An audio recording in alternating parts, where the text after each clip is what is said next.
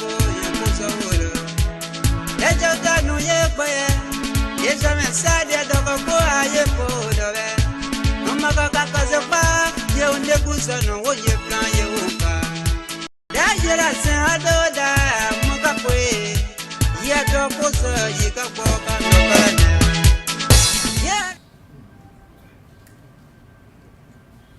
Quoting you about your views on issues that underpin the foundation of our Constitution. The right to protest, the right to disagree with government. And the media report said that you said that the president was lenient with opposition people and that protesters.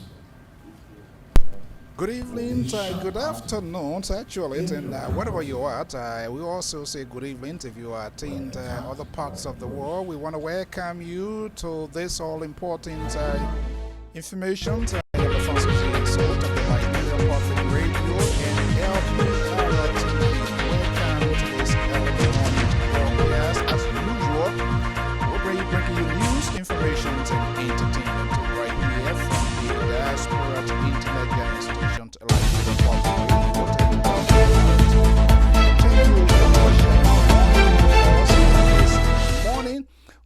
Welcome. Thank you so much for being here. It's Elite Tuesday morning here. Time check in the East Coast here. It is 11:52 Eastern Standard Time.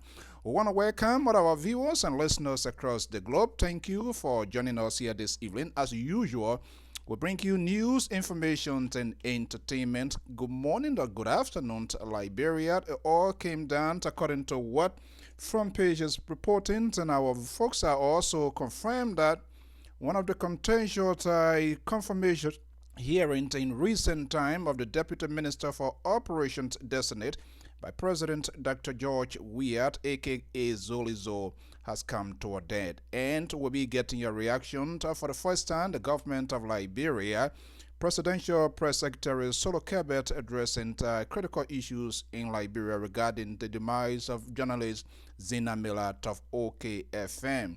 We have tried all means to reach out with the OK family, the Solicitor General, the police, as to get a word from them. That has not happened.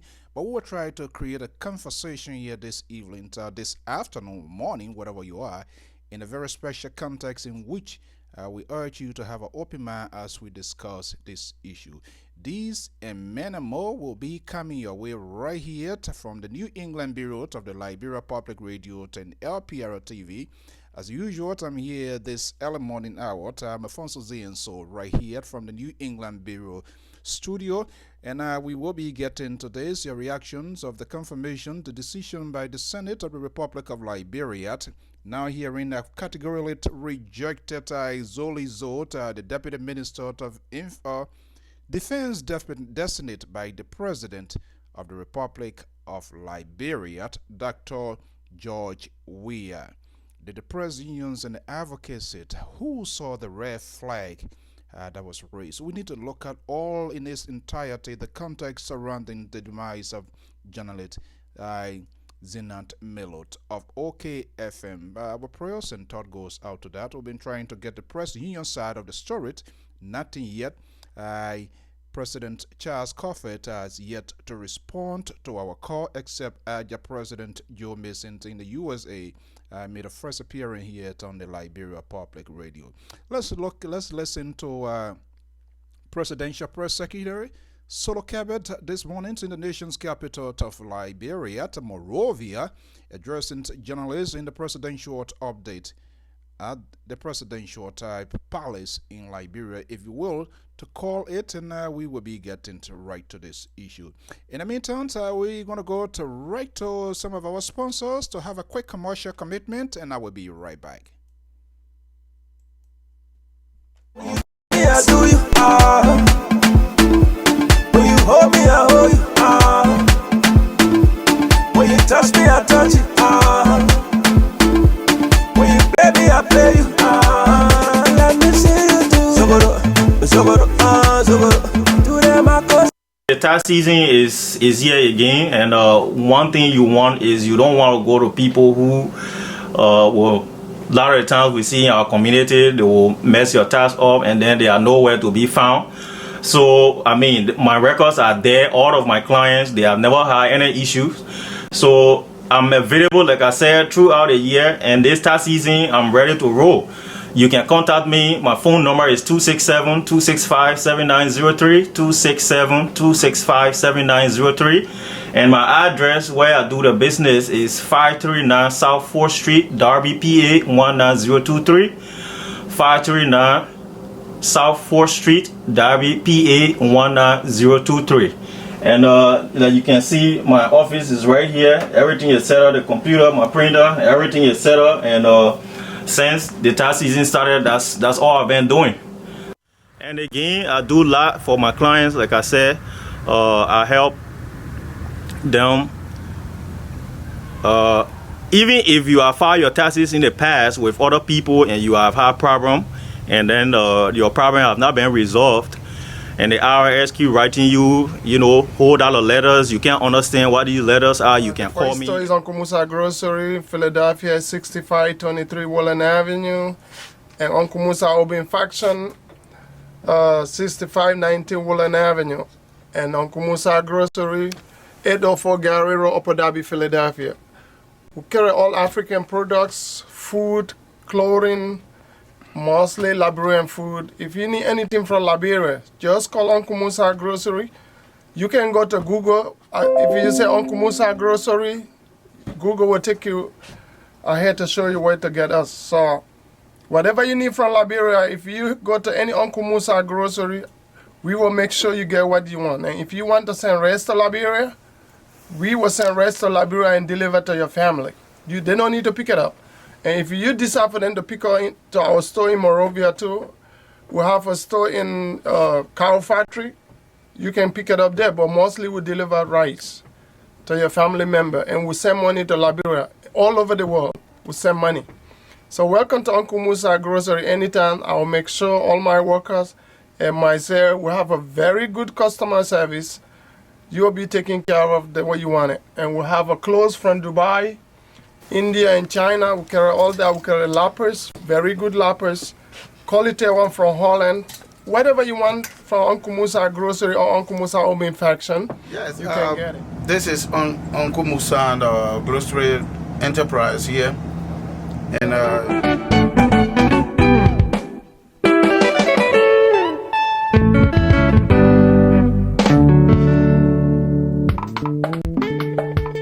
to bring you this obituary announcement from the New England Bureau of the Liberia Public Radio and LPR TV. This is to announce the wakekeeping and funeral rites of the late Chief Christ Sato, former General Town Chief of Crazon Client and Chief Editor of Crazon Chiefdom of Bazon Statutory District, Grangida County, Republic of Liberia, who died January 27, 2020. At his daughter's residence in Tenga Village, Monrovia, surrounded by his children and grandchildren. The body of the late Chief Christ Sato will be removed on April 7, 2020, at the Abraham B. Anderson Funeral Home on Lane Street in Monrovia and will be taken to his son home at the 72nd Community for a night of wakekeeping. The body will then be taken to Dweji Town, Grangida County, for 3 days of traditional wakekeeping. Funeral service will be held on Saturday, April 11, 2020, at the Assembly of God Church in Dweji Town, Grangida County. The remains will be laid to rest at the family cemetery in Dweji Town. Repast followed at the compound in Dweji Town. This announcement was signed by Nathaniel Cry, son of the deceased and station manager of the Liberia Public Radio and LPR TV. A life so beautifully lived deserves to be beautifully to remember. Please join us as we celebrate the life of Chief Christ Sato, sunrise December 13, 1914, and sunset January 27, 2020. Please join us for a memorial service honoring our father on March 7, 2020 at 6 p.m. Eastern Standard Time at Mount Zion Church, 921 Main Street, Derby, PA 19023. And this announcement is signed by the sons of the deceased, Nathaniel Craig, station manager of the Liberia Public Radio and LPR TV.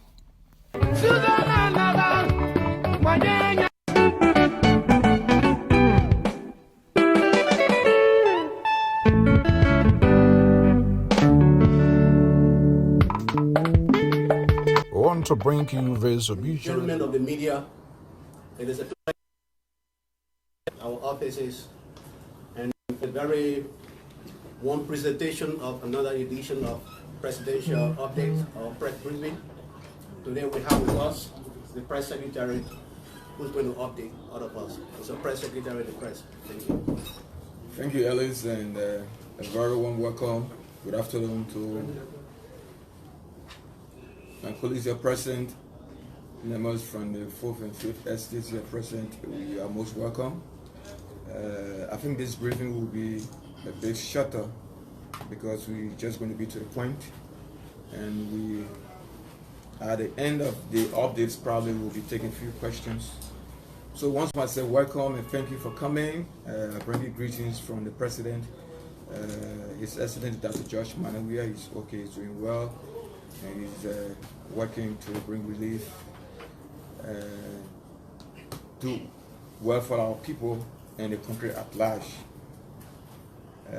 On Thursday of this week, holding everything constant, there will be a groundbreaking ceremony for the expansion of the RIA road project. You know, we have for the 4-kilometer stretch of road, and that program takes place on 12 o'clock, holding everything constant. So we will begin construction or reconstruction, you choose the words to use, for the expansion. Normally we just have a single lane going, coming, and we want to expand it to probably 4 lanes, 2 going, 2 coming. So that program will take place, the groundbreaking ceremony will take place. As you are aware, on February 11, 2018, the President announced about the construction of a military hospital. He broke ground subsequently on March 26 of the same year 2018 for the construction of the military hospital. We are pleased to announce that the hospital is about 95% completed. The President had a tour on the 10th of that facility. On the 10th of February, had a tour of that facility. Most of you were there, and hopefully in the coming months it will be officially open for business to serve our people, not just the military, but those within the vicinity will also be served. The President, as Commander-in-Chief of the Armed Forces of Liberia, was at the Barclay Training Center to join members of the Armed Forces, our AFL personnel, and all our paramilitary group to observe our Armed Forces Day. And the President has outlined a number of plans for the AFL that include revamping both education sector, try to have a consolidated or one school system for all the military barracks within the country. We try to improve and create some recreational activities for the children to be able to play, or armed forces members to be able to play. And the President also talked about the agriculture company being revamped, to tell you that the President interest in agriculture is unbending.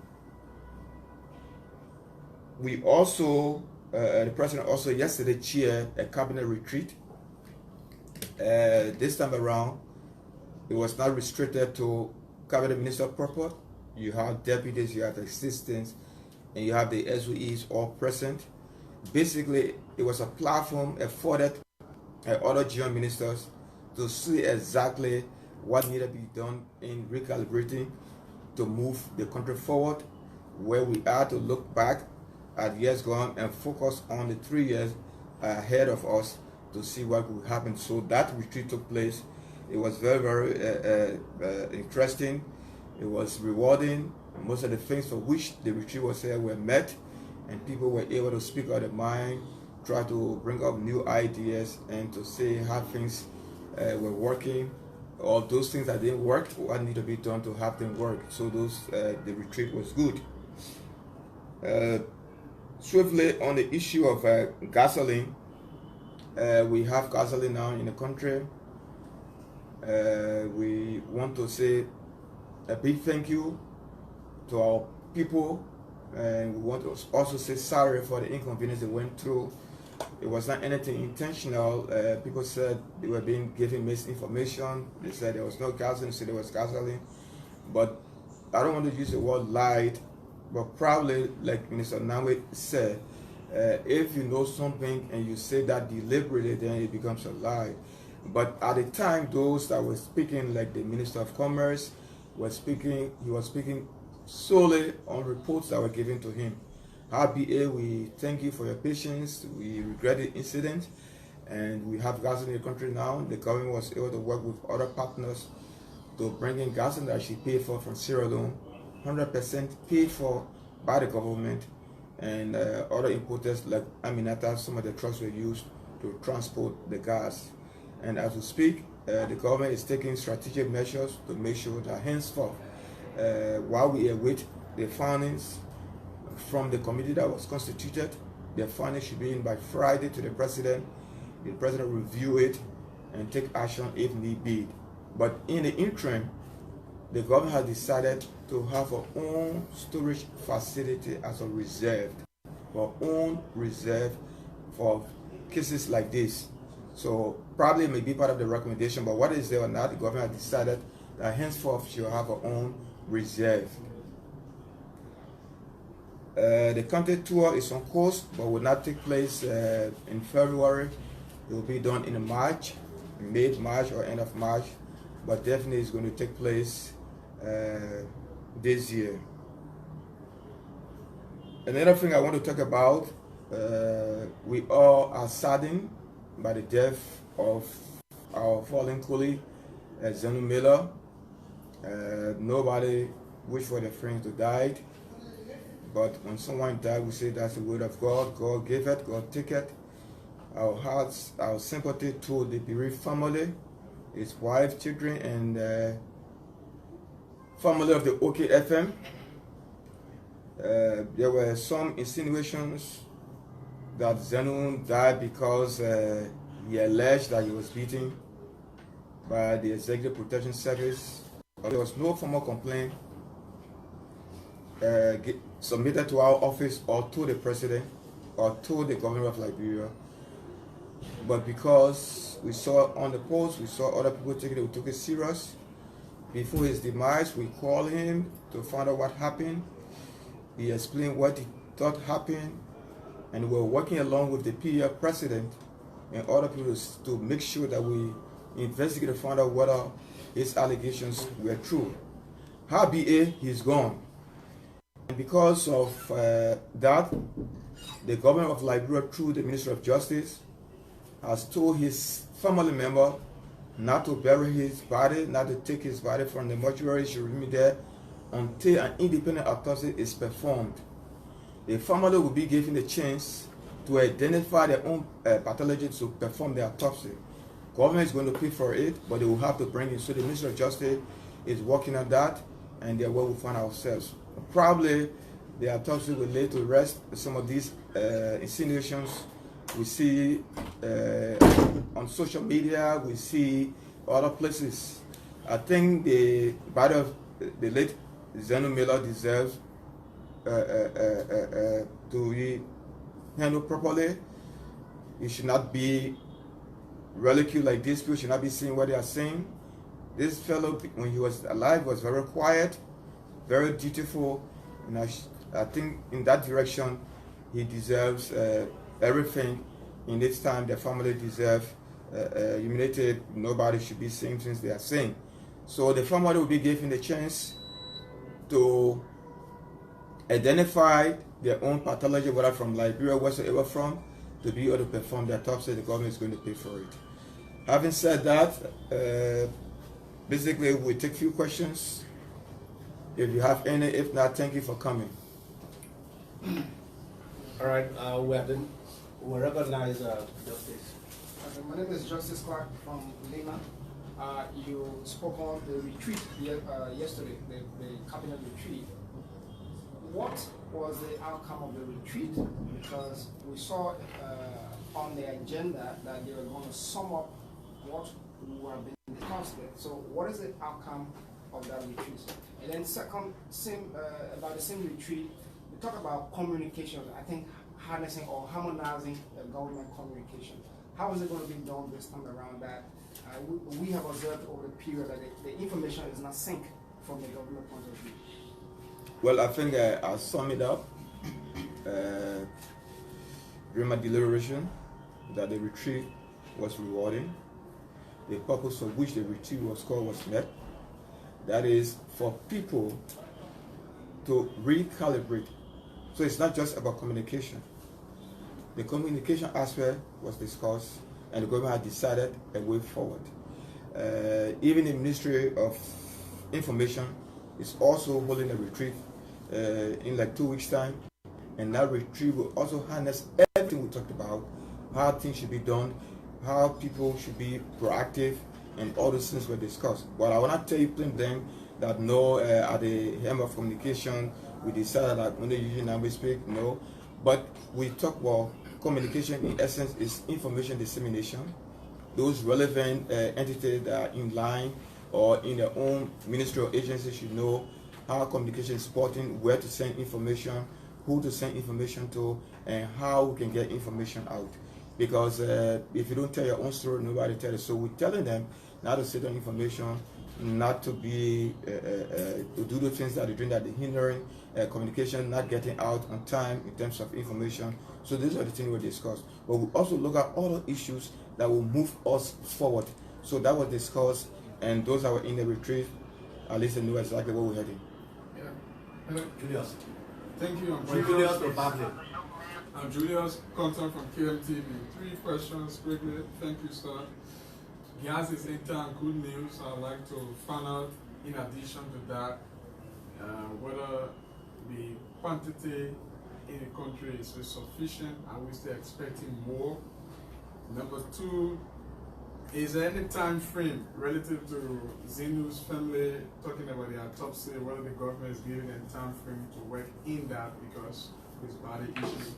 And last, I stand to be corrected, but I think it's the 3rd time the county tour of the president has been extended. Any specific reason this time around? Thank you. Well, it's better late than never. Yes, people said, this was sometime when we talk, we said, holding things constant.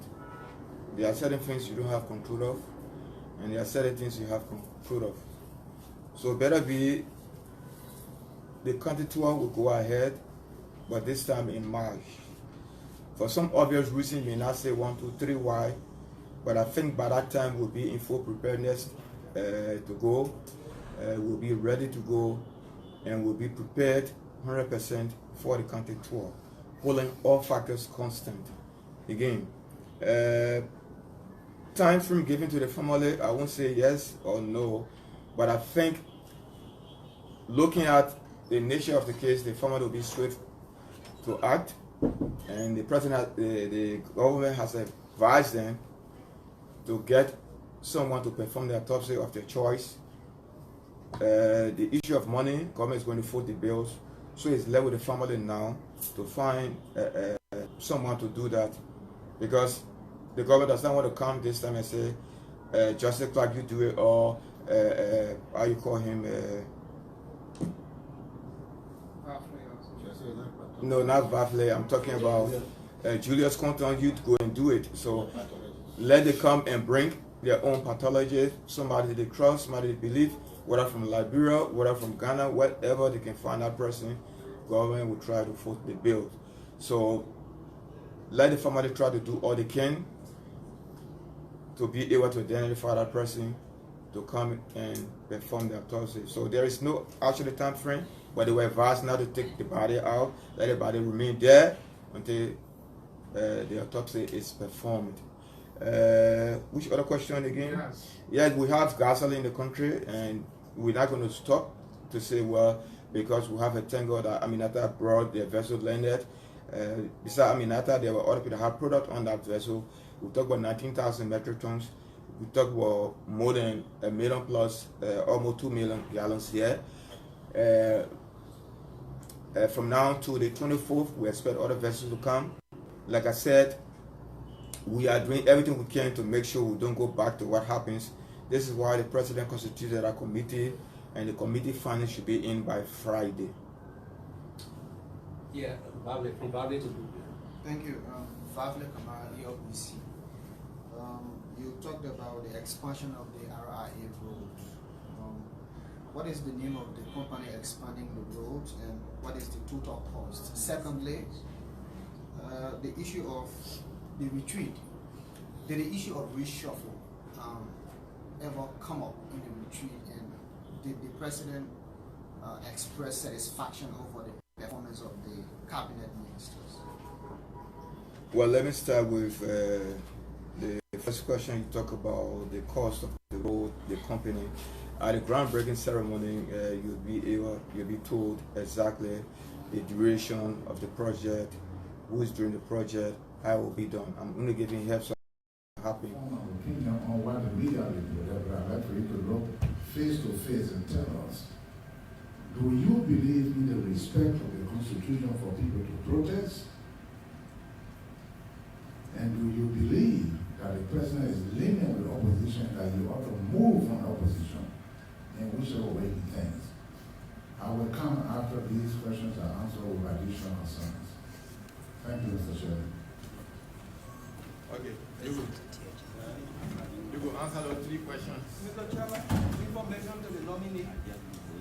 Let's remind the nominee that his honorable is about to respond to this question. I did. We said that. Distinguished senators, let me just begin with Senator Darius DeLong's question. What is my vision? If you look at the general cash war for the Liberian military area, it says the force for good. My vision, as somebody was enlisted before, is to seek the welfare of the soldiers. Welfare, welfare, welfare. And to do that, it begins with morale. In the absence of a morale, you cannot have a force for good. How do we build morale? There are several factors that one can engage in to build morale. For example, certificate of appreciation. I have something here called, if I have the time, I'll furnish you with a copy of that, COA, or even ARCOM. These are things that we give to soldiers to appreciate them. All right, I'll try to find it for you. I got it right here. We furnish you with that. For example, this. Because I have my social security number on it. Army Achievement Medal. There are so many ways to build morale. Army Achievement Medal. You award these things to soldiers, form part of the decoration on the uniform. So my vision is to ensure. Okay, there you have it. A lot unfolded during the week in Liberia and other places. Of the Liberia Public Radio to LPR TV. We want to welcome you to this early morning tonight. The talking point as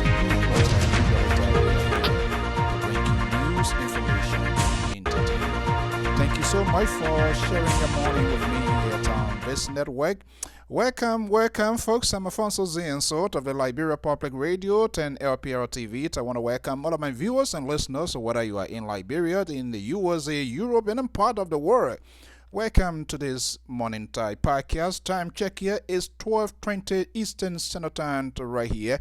A lot is unfolding in Liberia. Damage control is being done. I want to welcome one of my mentors, veteran journalist, formerly with the State Broadcasting Corporation and ELWA, James Gomiant, now retired He's still right here in right here in the USA, New Jersey. But most of the time, he also help us here to decide and look at some of the things that are happening. All right. For the first time, the government of Liberia, after multiple statements, things coming out from the media outlet, the presidential press secretary, Solo Kebet, this morning addressing the members of the Four Estate in his office this morning, relative to the late journalist Zinat Milat of our sister network OKFM. Quite interesting. If the government can learn to get ahead of the game, most of these damage control won't come to light, and that's exactly what has happened when the government have multiple speakers, people to speak. We want to look at this here critically. We have been working behind the scene to also get an insight, the deeper part of it. But this is where the appalling situation is. The advocacy community, even our own colleagues, the members of the 4ST, the JPC, and all of those folks that are issuing a statement now. Something I see that is still missing, the inability of our organizations, those who claim to be the advocacy group or human rights people, instead of being proactive, they are always reactive to stuff. A couple of weeks ago, be it 3 weeks approximately now, this gentleman, there was a red flag, and I'm wondering whether the PUL or the JPC, somebody decided to go extra mile to even look into this case here, to establish some authenticity as to whether the late Zinamelu, to what he was saying, it was true and some actions to be taken. I bet nothing. I listened to Kabet this morning. Okay, it could be true, it could not. I don't know. You don't know right now. It's all about the job on exercise that we are having because someone somewhere failed to do their due diligence. And we've been trying to also reach to his own network, who happens to be the deputy press secretary, Smith Toby. But nobody yet to respond to our call. We managed to get hold of a family person who preferred not to be called. There are a lot of ambiguous information that nobody will really know. And I'm hoping to get a doctor here, someone with the expertise to kind of take a look at this situation and see whether there's some sort of connection. But I'm happy now that the government is coming forward to say they're going to do autopsies because these are things that we're supposed to be doing, and these are things that you have done first and foremost in the past. And especially the young man tweeted 3 weeks ago, and it was alleged state security forces to potentially inflicted severe or whatever beatings or we don't know what instrument was used, whether he was used, whether there was a baton, whether he was physically handled, how many persons were involved, which part of the body that was hit on. We just do not know. We just do not know. So my question here, the JPC, even the press union of Liberia, and all of these human rights advocacy group, this is the guy who has worked for his country. So many ways, most people giving back to their country. And he tweeted, he raised an alarm, and nobody stepped in to say. And these things are also happening here. But you know, we Liberians, we are accustomed to our own way of doing things is some of the things that get into this mess. For example, people sometimes they have accidents, and this is why they always told you people always want to see some physical injury to be inflicted before they think they can go to hospital. You go to sometimes you get hit, and then you wake up, you see yourself numb, and nothing, no physical blood is pouring. And you assume that you're okay. You're not even a doctor. You did not go to do x-ray. You did not examine yourself and anything, because some of these things happen internally and there cannot be no the reaction. You will not feel it at once when it happens. Sometimes after 12 hours, 24 hours, you will start feeling unusual pain. So how long we are hearing a lot of multiple statements coming from all angles, family members, people that are close, people that are afraid to come out to speak the true sense of it. Other people say he had a pressure before. Okay, if he was handled, how he was handled, how many persons were involved into beating him. And after even that, the late Zinamenu, did he try to visit any clinic, any hospital, to have any examination to see whether there's a connection? These are all critical components, and I'm not sure how many of our journalists, even when he raised that concern, he raised that alarm, to have gone further, to ask this young man to see what happened, who were those involved, whether even somebody ever encouraged him to go to hospital, or okay, maybe they just touched me here and I'm not feeling pain now, there's no need, so let me just send a tweet, let me just write something out there with the hope somebody's going to come to me and all of that. Nothing like that happened. Nothing. As far as my concern, maybe it's out there, but I have not seen it in black and white, so I cannot speak to that because I'm a free thinker. So I always like to look out things critically. I ups and down, take the bottom to top approach to make sure that information that we talk about and they are all well authenticated. But the inability consistently by all of us, by people, to downplay things, and their unwillingness to go extra mile just to take that precaution, it's just being there all of the time. Okay, we hear him say, okay, he had a pressure. Okay, if he had a pressure, but we also want to know, like he has alleged, that government security forces, and this is where the government kicked the can down the road. Now, so the press secretary, the press secretary now is coming off for government, saying the government going to do the autopsy. So you are state security, especially those assigned with the president. So there's some sort of connection there. It might be, it could be seen as like an indictment. He said, "This is what the people did to me," and he was kind of specific. People that did it to him. I was in there. You was in there. We really do not know the witnesses and everything that are involved. But he accused state security assigned to the presidential guy. Okay, Keba now saying he talked to him. How can we justify that? The young man is there. He's gone. The President of the Republic of Liberia, the Catholic Justice and Peace Commission, these are advocacy groups. So, you won't tell me that country, with all of these advocacies they are being doing, nobody even able to make an attempt to save a soul, to rescue somebody before we can even talk about the situation to go in depth. And everybody sat in that country. He tweeted, I guess nobody went to do a follow-up. Okay, you were attacked. It's a possible that you can go to hospital. It's a possible that you can get that examination, even if there was no funding. You know, did anybody ever try doing that? And I guess the probability, if we were to make a guess game here, the answer is no. We do not. What is the medical history? Why you think in this country when you go to hospital, they will even to the extent they will ask you about your grandparents, or because there's some sort of connection somehow, somewhere involved in something. And the probability, whatever that is that went on in the life of your parents, you might somehow have a link with that. What is the medical history? Is he a person that is suffering from pressure? To what type of pressure? Was he on any medication? Was he been taking his medication or not? We don't know all of these things. Now the ball has dropped completely. So then what did his own employer to date when he posted that? Especially, he told me, I don't intend to indict him here, but I'm here as member of this network. If any of my staff here to Liberia were to report anything, whether it was reported directly with the management, but something was sent out, that is a red flag. And I will try to do everything possible to go beyond to get to the bottom line. They ever took him to hospital?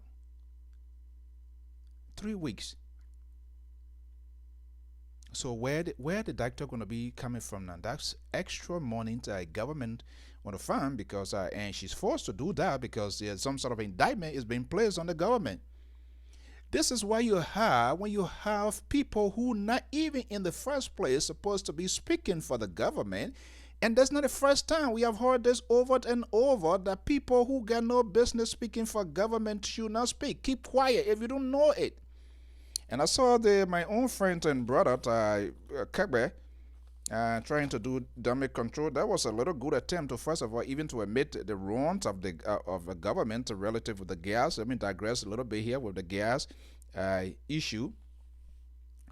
But when you heard what his name said, the Minister of Commerce, Professor Wilson Tape, and that they have 60% gallons, there was assurance. So where first and foremost, where did he gather that information? And even if he were told by the Liberian Petroleum Refining Company that he follow up, he did his due diligence, the answer is zero, zero. And that goes back to the same thing we are talking about with this brother now. So I'm wondering with this other advocacy group that we have, be it in the USA and in Liberia, they are not proactive. And part of that because of their own political attachment to these institutions. So everybody in the country, they are compromised. Down to the media industry. The front page, the back page, the side page, all of them, they are all compromised. And that's one of the reasons why when things happen, they do not come out to tell us exactly why it is. But because we Liberians, we are enticed to listen to some things that doesn't make sense, in as much this government here itself too, because she have her own problem, tons of problem. But if you have institutions that uphold the values and ethics of the institutions that they represent, believe me or not, the country will be vibrant. If everybody is just doing their own, playing their responsibility, playing their own share to their country, we're going to have a good and excellent country. But when you look at their social enticement, their social attachment, political entitlement, poverty, all sort of things, just buck it up and just get the country to be where it is. So we have a lot of fake people who profess to be good people. They are not good citizens. They are bad citizens. They do not have their country at heart. They are all in government. They are all in the advocacy business. They are all politicians. They are just only there for themselves. And that's where we are. Even for those of us in the media to industry, we become more selective to talk on certain things. We become uncomfortable to talk on certain things because why? We have compromised ourselves. We took favor. People gave us stuff. And when you are in this business, Mr. Gomiant, I can tell that when you are in this business, if anybody to come out here today and say, oh, Mr. I'm not doing a fundraiser. If I'm doing a general fundraiser, that's a different thing. But if any government official were to come out here today, oh, okay, I like your podcast. You guys talk good, or you have something, and you have this free will. What that does, have compromised the integrity of the network. If somebody give you 5 sentences, and how can you, if there's any story that pops out that the listening public needs to know, what guts do I have again to come and talk about that? That's the sort of inflections, financial inflections that our media industry and the entire society is facing in our country. Everybody, if Labra may were to do a sasewu, everybody, nobody will go unpunished. They will never escape that sasewu. Let me see here. We always like to have a participant here. Carter, good morning. Hi, good morning, sir. How are you? Good. How are you doing this morning? Where are you calling from? What's your name, buddy?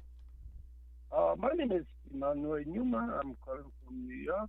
Okay, Mr. Newman, thank you for joining me in this Tuesday afternoon here. We are all in the same time zone, East Coast. It's 12:35 Eastern Standard Time here. Look, Mr. Newman, I'm sick and tired of us not being proactive as Liberians. We always manage crisis instead of avoiding crisis. We are not getting ahead of the game. The government does the same. The advocacy community does the same. The media does the same. Everybody is screwing up big time. Am I going wrong here? Firstly, thank you for this wonderful topic, and thank you for your effort to give us information as it relates to our country. I must commend you. You're one of those guys that we follow religiously. But you are right. You are right. With the issue at hand, you are right. Definitely, we need to, be proactive in dealing with some of those issues. Hmm.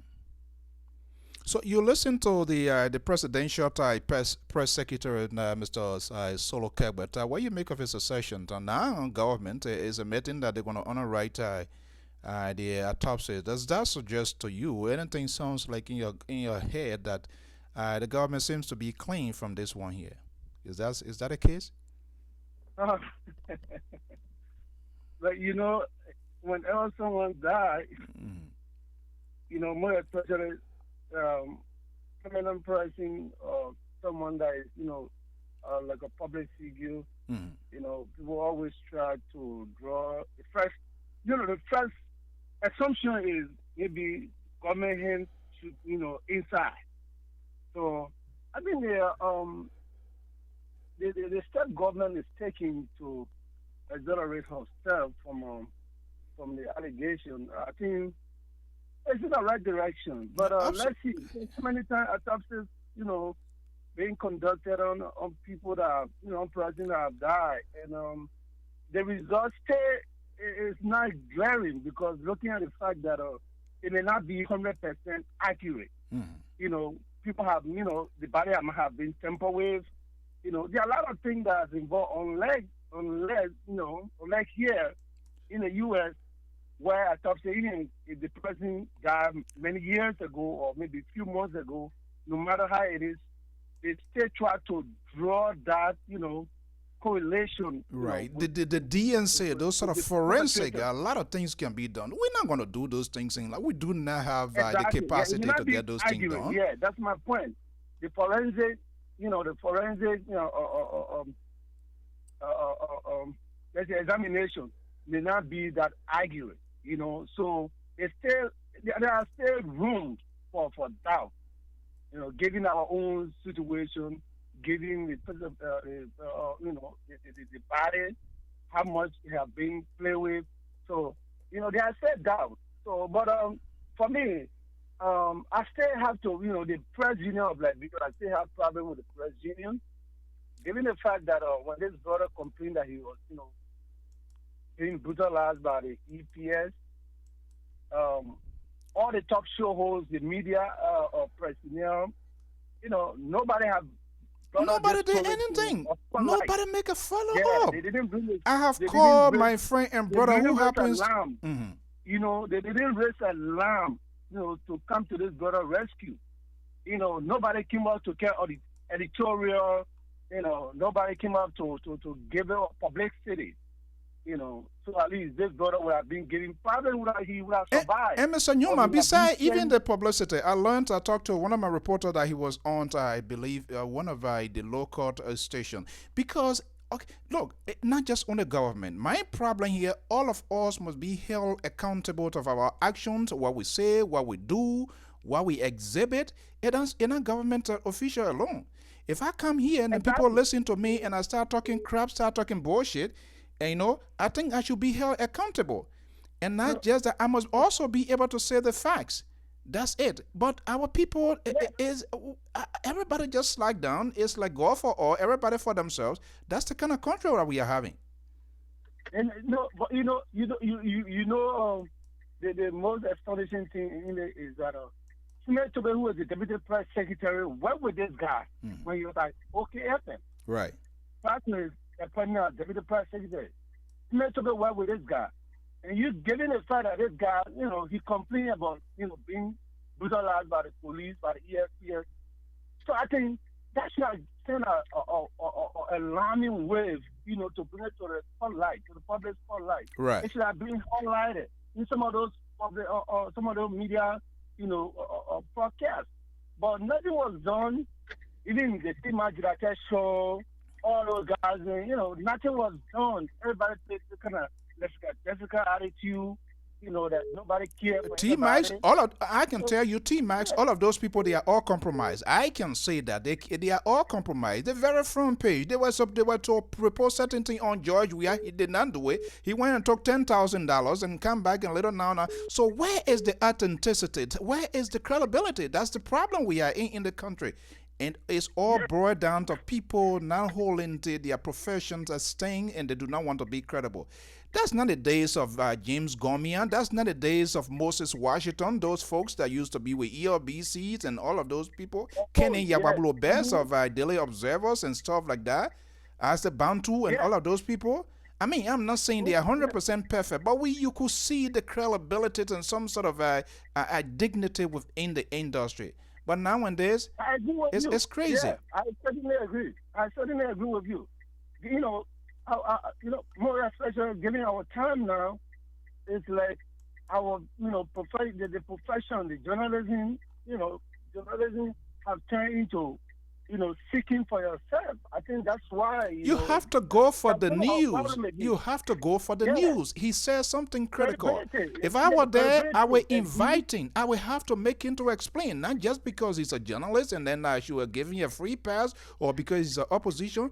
Because we all can lie. Everybody can do anything to gain some sort of public attention. I'm not making reference this brother is lying now, but if somebody have just gone a little bit step forward to do their due diligence and asking all of the tough questions, we will have enough information to dwell on and to know whether there is I don't even know, whether he ever visited the hospital after the incident, whether anybody encouraging, whether there was some other medical issues in the past, whether he's on medication, all of that. Why you think the people ask all of these questions? But hold on one second. Let me bring in. Hold on. Don't go, Mr. Newman. Let me bring in someone here.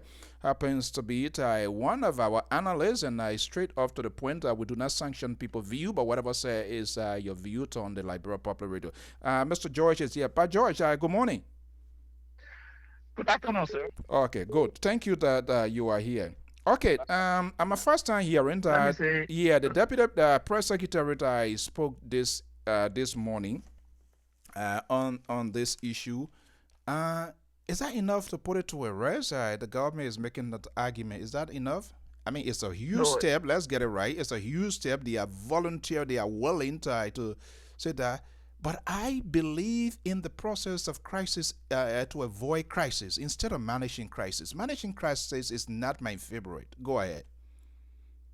Let me say thank you to Liberian Public Radio for having me on your platform. But let me say this. What I heard from the press secretary, he opened more wounds. And let me say this. He said that he reached out to Miller. And Miller told him that when you're going to wars, wherever you're going, 50 told him to go. That's the code for the EPS Director 50. Told him to go back. And he said, Miller told him, why you're going back? It was when he was attacked, and he said, Miller assumed that the director was there. Now, this is where I have problem with the press in Liberia. The question now for the director, for the press secretary, when he spoke to Miller, and Miller made an allegation, did he contact 50 to find out the sound of 50? But nobody did a follow-up question. Nobody asked him. But now my question is, if Miller told you that, what did you do as press secretary? And if you did what was the next step to avoid any escalations or anything of ugly type being happened? So if Miller told you that, did you contact the EPA director? And if you did, what did he tell you? So you see that? And to be honest, not to cut you off, the behavior of those people, there are tons of record back. If we do backtrack into their behavior, their aggressiveness, lack of respect for the civilian populace, even though some of the civilian, we act crazy on them too, but their inability to exercise tolerance as security personnel to deal with people, especially a country, a volatile country came from other war, people, everybody that traumatized, they become more aggressive. Yeah, and then, but yes, the interesting part is that when he said that, he said even personnel of the EPS have gone to Miller. Now, the question is, if at all EPS personnel did not do anything to Miller, What caused them to go see Miller? And if they saw Miller, what happened? What next? What were the other things that they did? You know, and this is why, Mr. So, I have a problem with the press in Liberia. Because when the person says our guys, the folks in Liberia, I'm telling you that they are more problem, and I'm saying everybody there, they are compromised, so they don't do their due diligence. You have to listen to the person, because when the person is explaining, it's no follow-up question that you will bring up a facts out of somebody. The man saying EPF was not want to see Miller. Now, and Miller alleged that he was beaten. If the EPS people did not do anything to Miller, what was the purpose of their visiting him? And if they did, what did they do? The president did not elaborate, and nobody answered that question.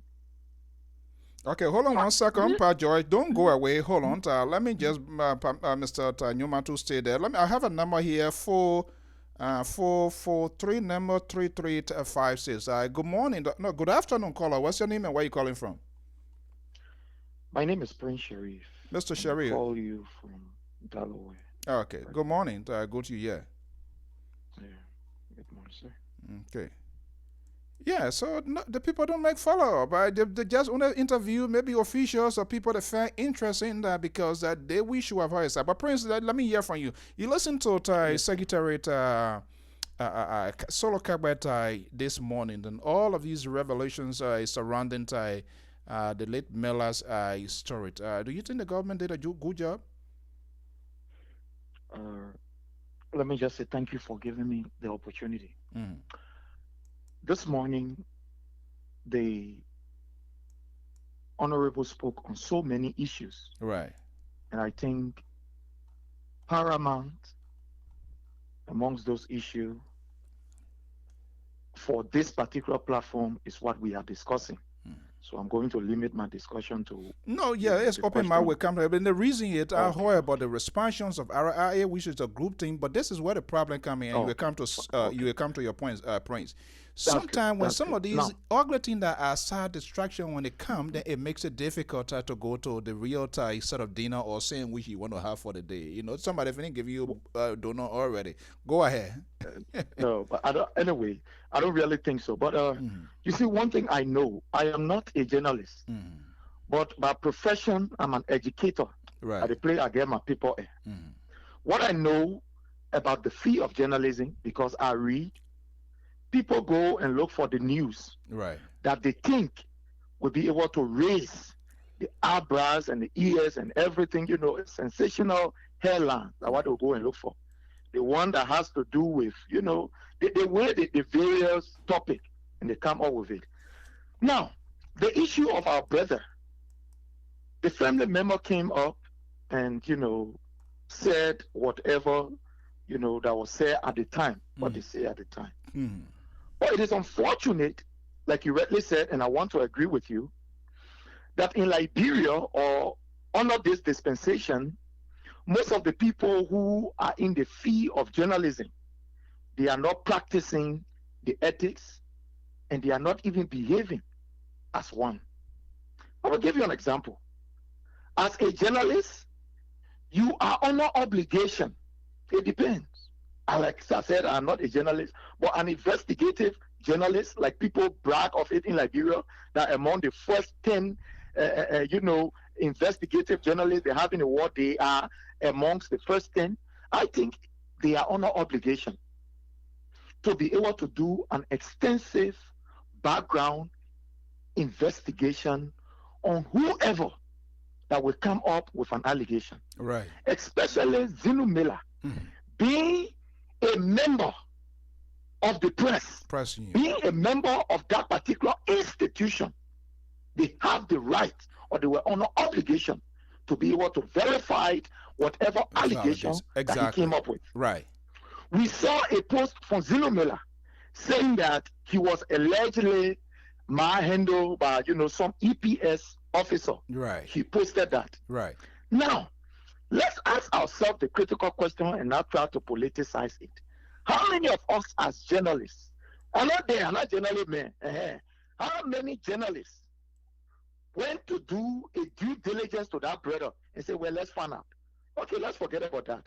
In Liberia now, big brother, so you and I know very well that everybody, one way or the other, they are photographer or some kind of journalist somewhere. When something happening, they will take their phone. Thank God, Chinese are trying with their phone business. They will take their phone, they start taking picture all around. So they extend that even when you go into the bathroom, said they want to take your picture. Big brother, so better tell me for sure. All of the internet with them looking on here. You saw any picture, or are you in possession of any picture of the brother Ben Mahendo? Are you? On that day, I saw the entire thing, even the one that happened to the other journalist that it was alleged, that he was Mahendo by the police. But let me say this: under no circumstances that an individual you should be so arrogant to attack a police officer. Oh God, don't do that. Don't even pray for that. Even the America that we're in, we're doing our lay. How you call mosquito police work? You approach me some kind of way. You're not supposed to approach me. The next thing, the copper wire will enter you because I will defend myself. So to see a journalist attacking a police officer, stand your ground, Lord. Oh, thank you very much. You know that. Thank you very much. Look, to see, we saw the picture of that brother. People took the picture. They put it all over. But big brother, so let's be fair and be real. Did you see any picture of Zinu Mela Ben Mahendo, or no fool were there at the time that he was allegedly Ben Mahendo? All the phone will freeze, you went away, or it froze. The people will say that in the past. Did it happen? Look, people also. There are two-way streets. Let's be realistic here. Yeah, there are two-way streets there. And I'm going to front on everybody, like you rightfully say. I am very, very disappointed by our colleagues, member of the 4 Estate. Since the whole thing, I have called and texted President Charles Coffey to because the issue was statement to get the adversion. What did they do prior to this post? JPC, nobody. The only person so far that came and gave a little bit insight was Joe Mason here. And we have talked to other people, but some of them, they are not willing to disclose their full identity. That does not suggest to me it's a credible information, and I cannot dwell on that. But again, before you come in, the government itself, and the reason I'm frowning on the government, and my own friend and brother Solo Kebe, is, look, there are certain things you have to avoid these sort of unnecessary side of attractions or distractions. Now, this guy made an allegation that linked directly with security forces that are extant with the executive branch of government.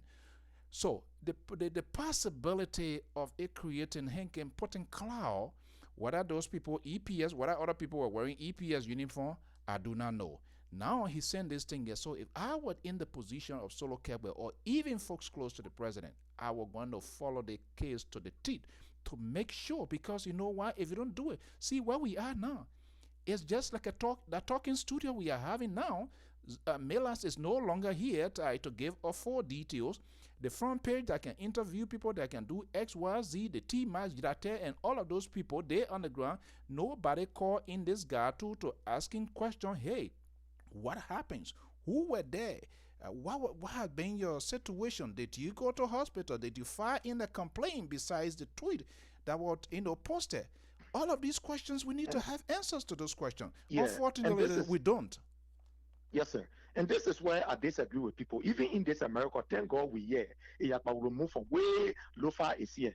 In this America, domestic violence is a very serious thing. Spoil people record for the rest of their life. In the country, I don't care what kind of violence that is happening. When who it is happening to, you go to the police to tell the police, say, police people, 911. They think here they may beating me, or the other one is happening to me. The police will not come to your house and force you to come and make a statement. We're in the America here. What am I saying? The brother made an allegation that people might handle him. So are you saying that the press secretary now should start running behind brother Kao? No, that's not what I'm going. So probably what the president will have done, what the press secretary or even the government will have done, is a very huge allegation. They will have called in the how they have the branch there.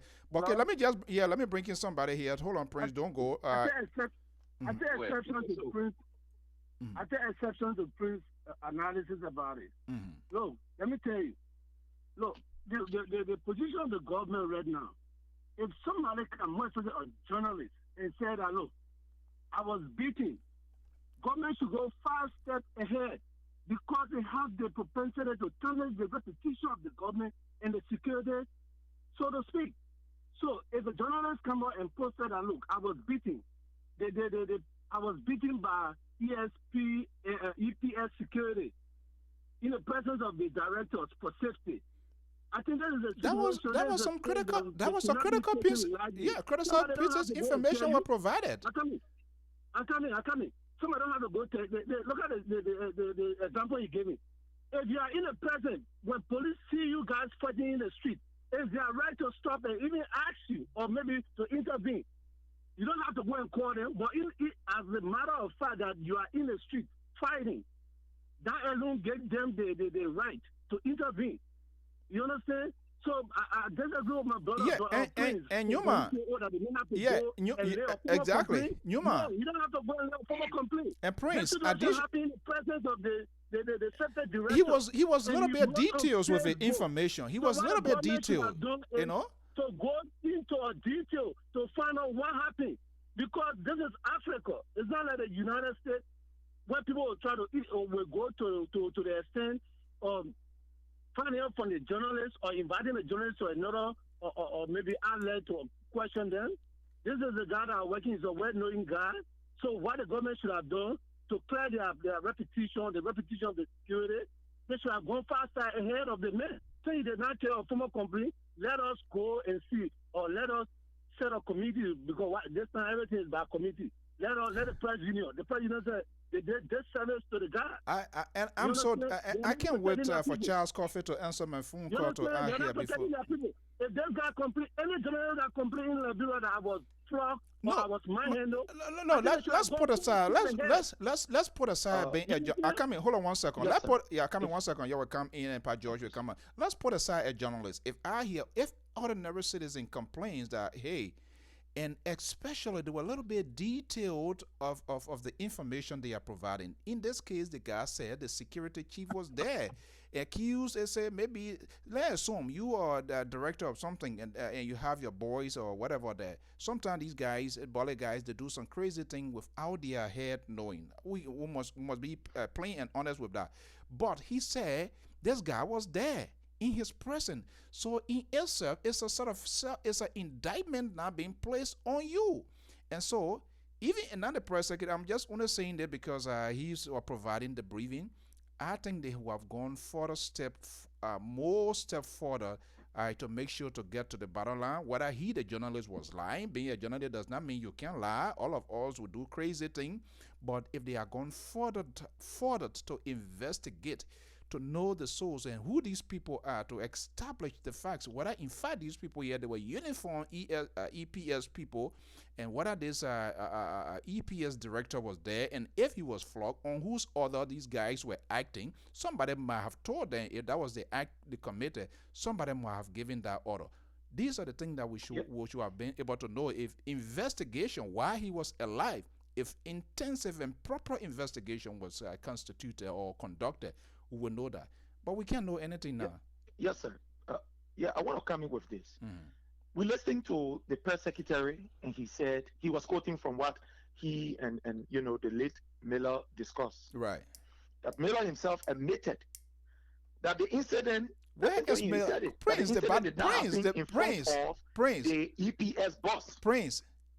Yes, sir. The bottom line now, where is Miller? Who's going to speak for Miller? Who saw who? Yes, was that a text? This is that a voice? That's the reason why the government have come up, sir. There's the reason why the government have come up to clear the public perception. But do you think the government would have done it differently to have avoid, first and foremost, to avoid this thing here? That's what we are talking to. We should avoid crisis, managing crisis. No, the first thing is that people also the information. Yes, hold on 1 second. Hold on, Newman. Let him make his point. Yeah. Yes, sir. But Newman, the thing is, the first thing we must all be able to establish here on this platform, and we have the records, is that most of our journalists, they are not even sincere. That's the first thing. Right. We saw that yesterday with the issue of the so-called demonstration that was organized by the EFF. to our greatest surprise, to see the Assistant Secretary General of the press reporter of the Republic of the whole Liberia, all the country in Liberia. That man was all, how you call the team, motorbike, and we have the clip, was saying the police officer, they went to the place, the people were protesting, and they will start beating people and they drag people. Big brother, so I am very sure you have that particular clip. But because it is not maybe very important, no, honestly, so you choose not to play it no, on your record. No, listen, I'm not selective here. To be honest with you, if I have it, I come in, let me just respond to it. No, honestly, you know, my man, yesterday was a prayer. Okay, I will send it to you. You can send it to me. I will play it. But this is I what I send- did. but I show you. This is what I did. A lot of people refused. That man, he gave an information that was. I will send it to you now when I finish. I hang off. What I did this morning. What I did this morning was obvious. Yes, sir. No, what I did this morning, to be honest, I did not see that. I know I heard because I've listened to previous press conference by Emmanuel Gonga, how we're going to get industry. And in fact, I sent a message yesterday. I even sent a message to the Solicitor General. And they responded, he responded to me this morning. The text that I have are the 3 guys in questions that were arrested, they are being released. And I said, well, I have intention to talk to him. But to be honest with you, I haven't seen that video. I will be glad if you send it to me, and we can do it. I will send it to you right now. So what I'm saying is that it has been observed that the press in Liberia have become a political party. Even here in America, it has become a political party. And so they will take everything on a political, from a political perspective. I'm saying this. It's very clear. Look at Mark Jabate, for example. Prince. He came and made an open confession of how they have compromised their journalistic ethics, only to insult, only to give out information that are not credible. Another example, you can look at the Front Page Africa. Front Page Africa came with an article of this whole 16 billion, only to find out that all of the issue that they were saying, they were all allegations. What we want to say here, Big Brother, so in order for other people to come in, is that we agree that there are challenges. But the press, those of you who are press people, we think that you are not doing good to us. The reason is you are the watchdog of society. You must be able to balance the information. You must play an objective role. But it is unfortunate that some of the people are not playing an objective and a very, a professional role. We are seeing today, press people have been used by political parties to tarnish the image of certain government official or to say bad things about government. It's vice versa. Okay, hold on. Let me bring in other voices. I mean, it's vice versa, and I agree with you. It has just been like that. Even in the great United States, if you listen to CNN, you're going to get different version of the news. So when you go to MSNBC, you're going to get different. When you go into the Fox industry, you're going to get a different side of the world. So it's everywhere. But what we are saying in this instance here, and this is not to place an indictment to say that the actions or the death, I do not have anything substantial, and I'm not going to dwell on circumstantial evidence here to say is because of the incident as he alleged government security forces did. That's what resulted to it. That's not what I'm going to say here because I've never. Is what I want to recommend. Yeah, I'm not going to say that, but I'm just going to pull around it. I'm just only saying. This guy accused and a senior government official who happens to be providing security for the president. And he was very little bit specific to say this guy was there. So assuming and on the assumption basing on his accusation, is he telling us that this EPS director was the one that gave instruction? Or if not the EPS director, then where did the instruction came from if he was there and there was no intervention? So that's what I'm saying because yes, so my recommendation here now is more or less is an obituary now. And that's what we are saying. The government, and I agree, the media industry. And that's what I call Charles Coffey, who was the president, and he yet to answer my call. And that's a disgrace on his part. I, of course, also call JPC. We need to be proactive. These advocacy people and all of these people here, sometimes you have to arrest the situation and then we can blame it. Because if they are done anything extra mile to help this young man to maybe to get medical attention, maybe to leave the country or to talk to him in details, You and I will have an idea to date, and we will not be pulling and hauling here to be making a guess game as who did this and who did that. They didn't do it. Charles Coffey, they didn't do it. They didn't help him. The JPC, who also somebody said people beat him, they didn't even go to see whether this man has gone to hospital, whether there are some prior medical issue, whether he on medication. You know, there are a variety of issues involved. And even if assuming he was beaten, does that beating has anything to do with the death? What was the situation at the time? You know, there are a variety of reasons. I kind of try to give you a holistic discussion here.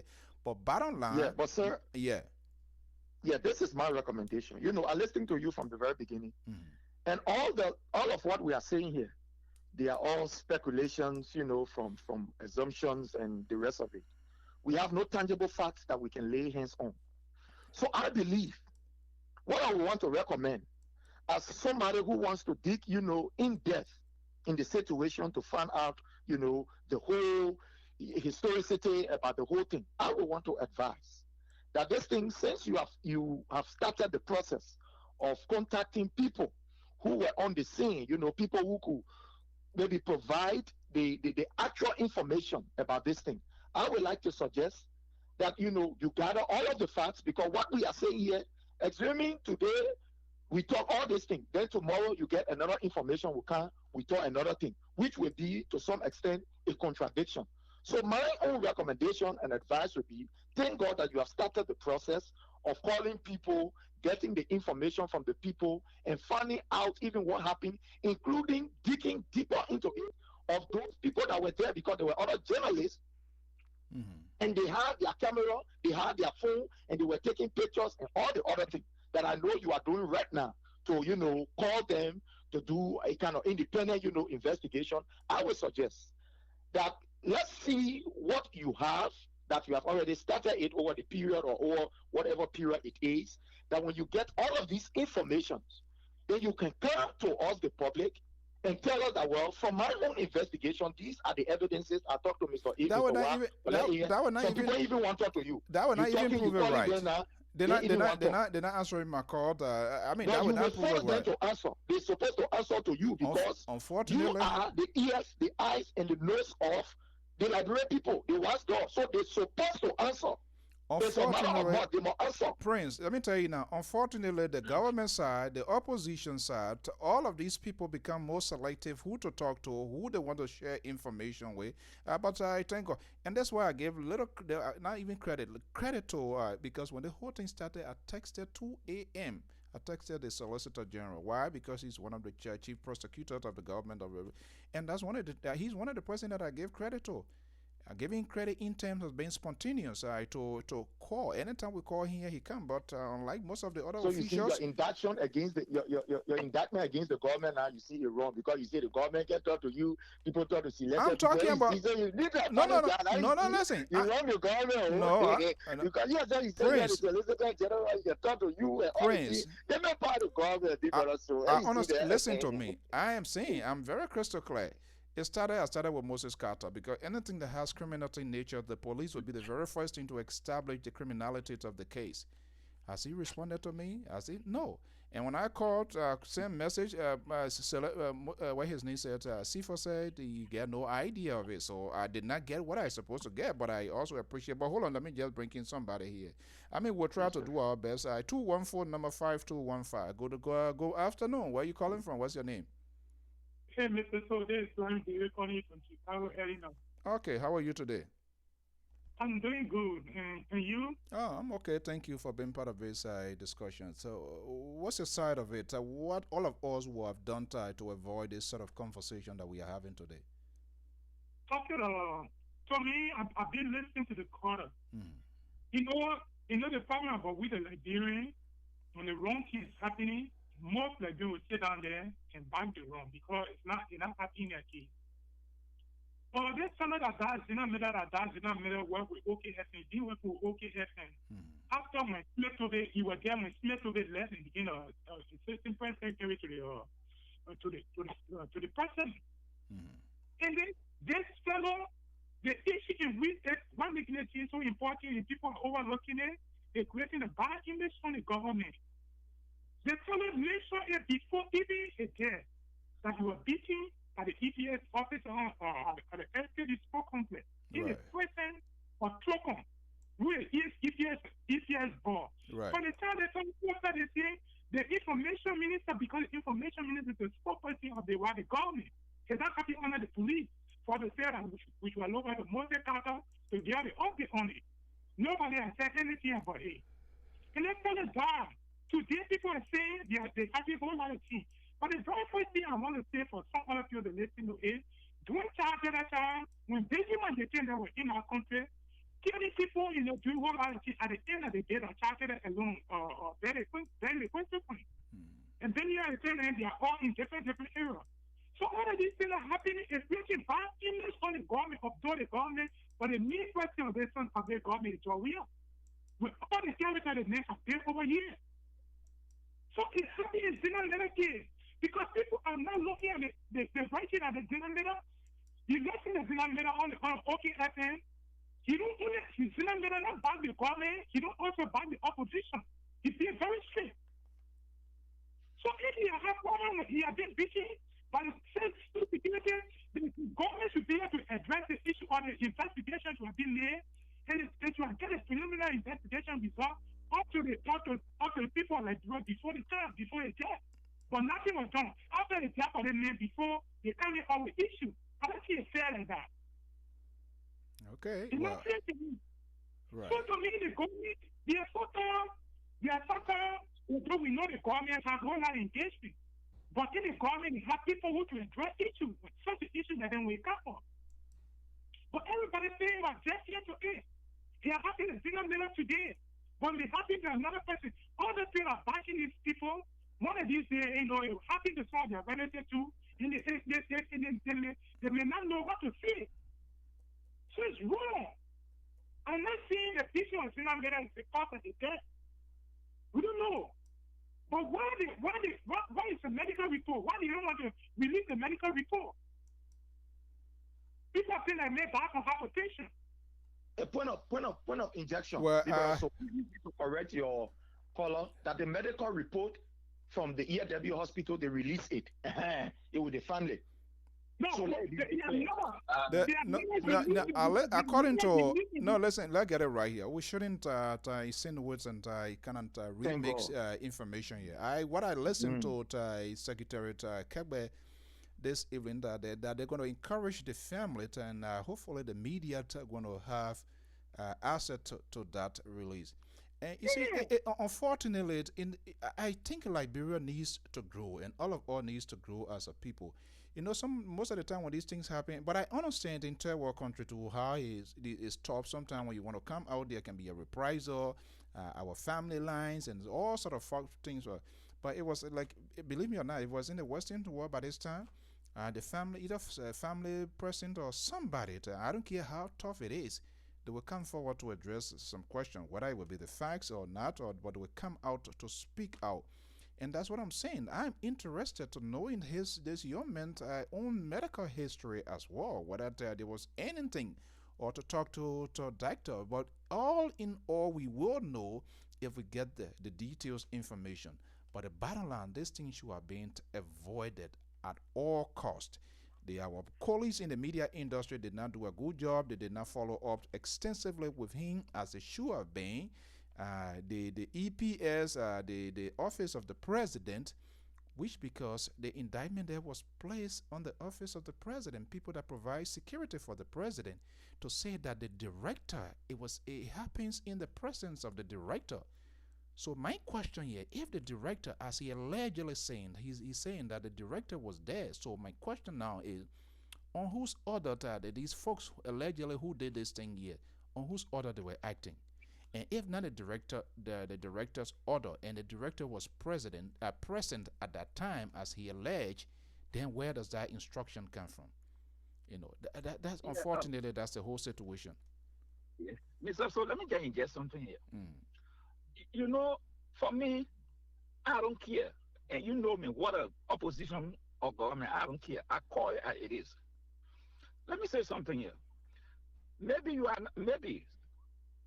the post that was released, Zina Miller spoke to Trocon. And Trocon said, and one of the posts I read said, that is an allegation. And Zina went on to say, I will fight the thing to the length. Right. So, those who are making the argument, if that statement is not enough to indict the EPS, that should have claimed the detention of the EPS. Additionally, let me go back. Let me go back to the press secretary. The press secretary came up to say, yes, I spoke to Zina, and he said he was elected, turned by about 50, and in April he was beaten. But the question now I ask, what did the press secretary go further to talk to the director of the EPS? And if he did, what was his response? Now, the other issue is that he said, the press secretary said, if you listen to the interview, that personnel of the EPS did reach to Zina Miller. Now, my question is, if at all, so the personnel did reach Zina, Pa George, what was the reason that they were reaching out to him for? Pa George, if they did, yeah. Look, it is why we need to call it why it is. Prince there, I'm quite sure he gets some security background here. His briefing today, right? If it was in the Western world, more or less, he become person of interest. And the reason I'm saying that is, you spoke to this man when he was alive. There are regular press briefings at the executive mansion presidential update. In this instance, is something, there is a closeness, there's an attachment, there's a correlation here. This guy is saying, this is what folks that are taking care of the president, this is what they did to me.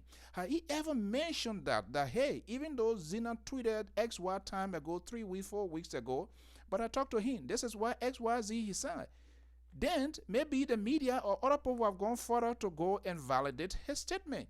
He didn't do that. Now, to go and get a director side. He didn't do that. Now Zina is there and gone and say he talked to Zina and this is what Zina said.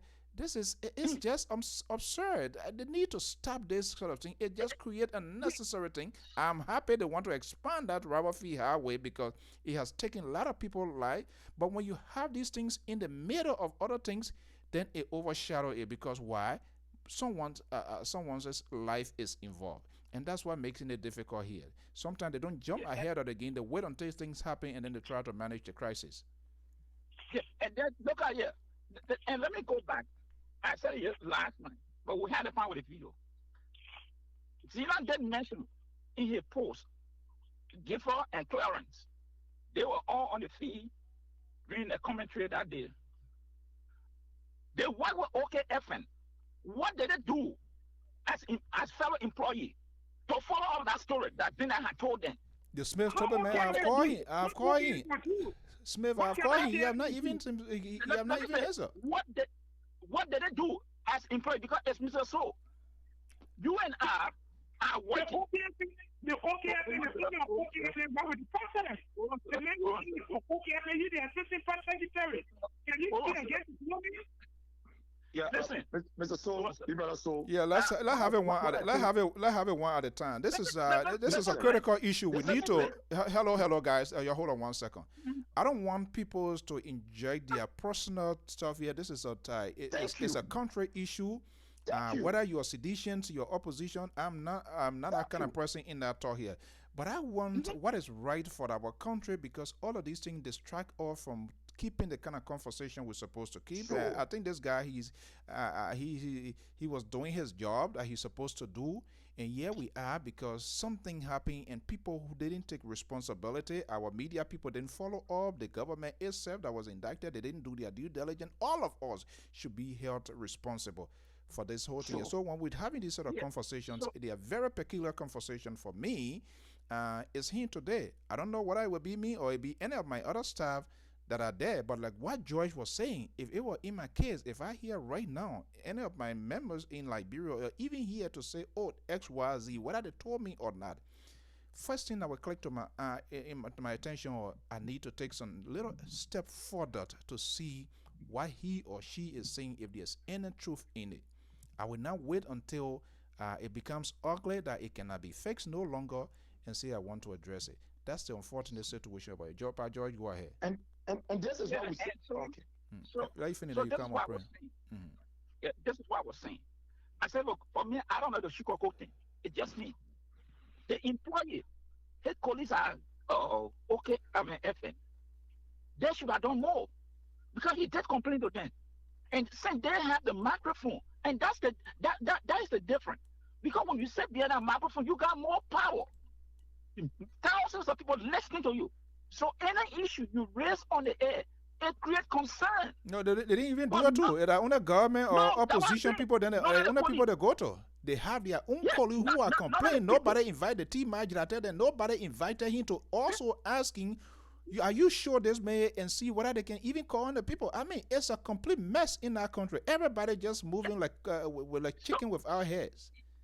Yeah, so that's my point I was making. I said, look, the OK Evans let this man down. Let's call it as it is. They let him down. Those are the people that he was working for. They let him down.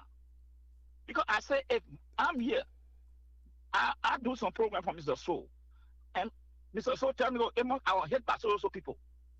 And I talk to Mr. So, I said, Mr. So, tell me something detail about this thing here. And when you tell me, when I see it, I say, okay, you know what, Mr. So, I'm calling the mansion, or I'm calling what else, the boss there to find out from him. And let me get a response. In this case, it was a little easier for them because their overall boss is right directly with the president. You know, he would have gone further step to also to protect his own boss now that he worked for. That's what he should have done. He didn't do it. So I knew it would be a very difficult thing for him to have presided over that conference today because some tough questions were being asked, and that's what Solo, he's a friend. We all got together. He's not a light talking guy here, but there's no way that Smith Toby could come to that conference today because it would have changed the whole narrative. Because believe me or not, all the questions, everything we're going to go towards about Zena Miller, which of course the journalist is going to be right, but it is what it is. Let me make a last point so we'll pivot and see the next. Let me say this, and let me say this. So it's not that we are not speculating because there are information put out there that we need more answer from the side of the government. From that press secretary today, I can tell you, if that press secretary was sitting in front of me today, maybe he would have told me to walk out of the briefing because I would have done those follow-up questions. I would have definitely. you interrupt. And you saw today, at one point in time, one girl was trying to ask him, he began to fence it to that girl. Yeah. He began to fence it. That's a very critical question. She was allowed. I'll play that. So he began to fence it to that girl. But this is what I'm seeing. This young man is gone. What is the lesson that we can learn from this? From now on forward, we should not be complacent because it is not us. We should be asking these tough questions, doing a follow-up, investing, contacting these people, and they should be willing to talk to us. Because if you're not talking to us, we're going to carry the narrative. We're going to say what we want to say. And at the end of the day, you find it difficult to explain yourself. Right. And this is the position the government is in. Even, let us assume, if and they come out to say, oh no, he died of something is not the result of that. People will find it difficult to believe. People will say not believe it. That's a sad thing because that sort of is built in mind already. This is why someone are saying the government should be proactive in dealing with the kind of society that we are today in Liberia. If not so, they will always, any good thing they do will be buried by the bad news. Now look at where we are today. Everything the president said, we are not discussing it. What we are discussing now is about Mr. Miller's death. You're talking about Robert Fee Howard. That's something I want to talk about. But how can you even talk about this thing yet? That is something. I'm following the program. Okay, all right. Thank you so much. Okay, we are about to pivot. Anybody have anything to say on that? We want to pivot in the last maybe 20 minutes that I have yet to talk on other issue here. Yes, sir. Let me just close with this issue of our late brother. What we are doing here now, all that we are doing is speculation. Right. And like my brother said, that the government. Look, there are people who will stay in that belief that President Weah is president until the 2-year finish to enter the second 24. They will not still believe that he's president. They will not believe it. All the government needs to. What am I saying? What more do we want for this government to do? Somebody jump up and say, oh, they beat somebody. Hello.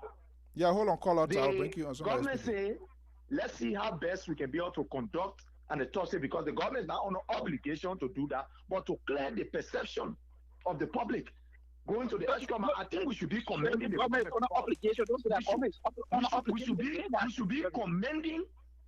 Hello. Caller, hold on. Somebody is speaking. Well, I told you, hold on. Without doing at the time, you came on. Somebody was speaking. I said, hold on.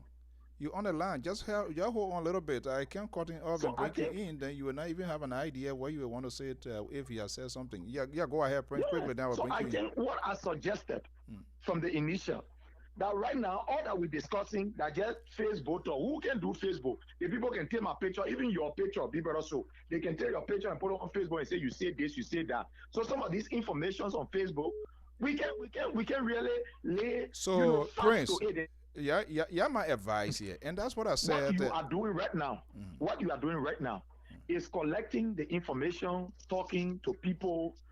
We hope that, within the next few days, you will have all of those information, and we will get all of it will be high. And for me, I will be high. And this is why in this business I'm going to be coming to us here. It is very difficult. I like to go to multiple sources. Everything that we are saying, everything that we are saying here is just speculation, and they are all just surface stuff. So until you can get the facts, you can get all of the information, then we can be able to discuss it in depth with all of the pictures. Because we know you will get picture and all video recording and all you will get it. Because anything that happens in Liberia, video recording can be there.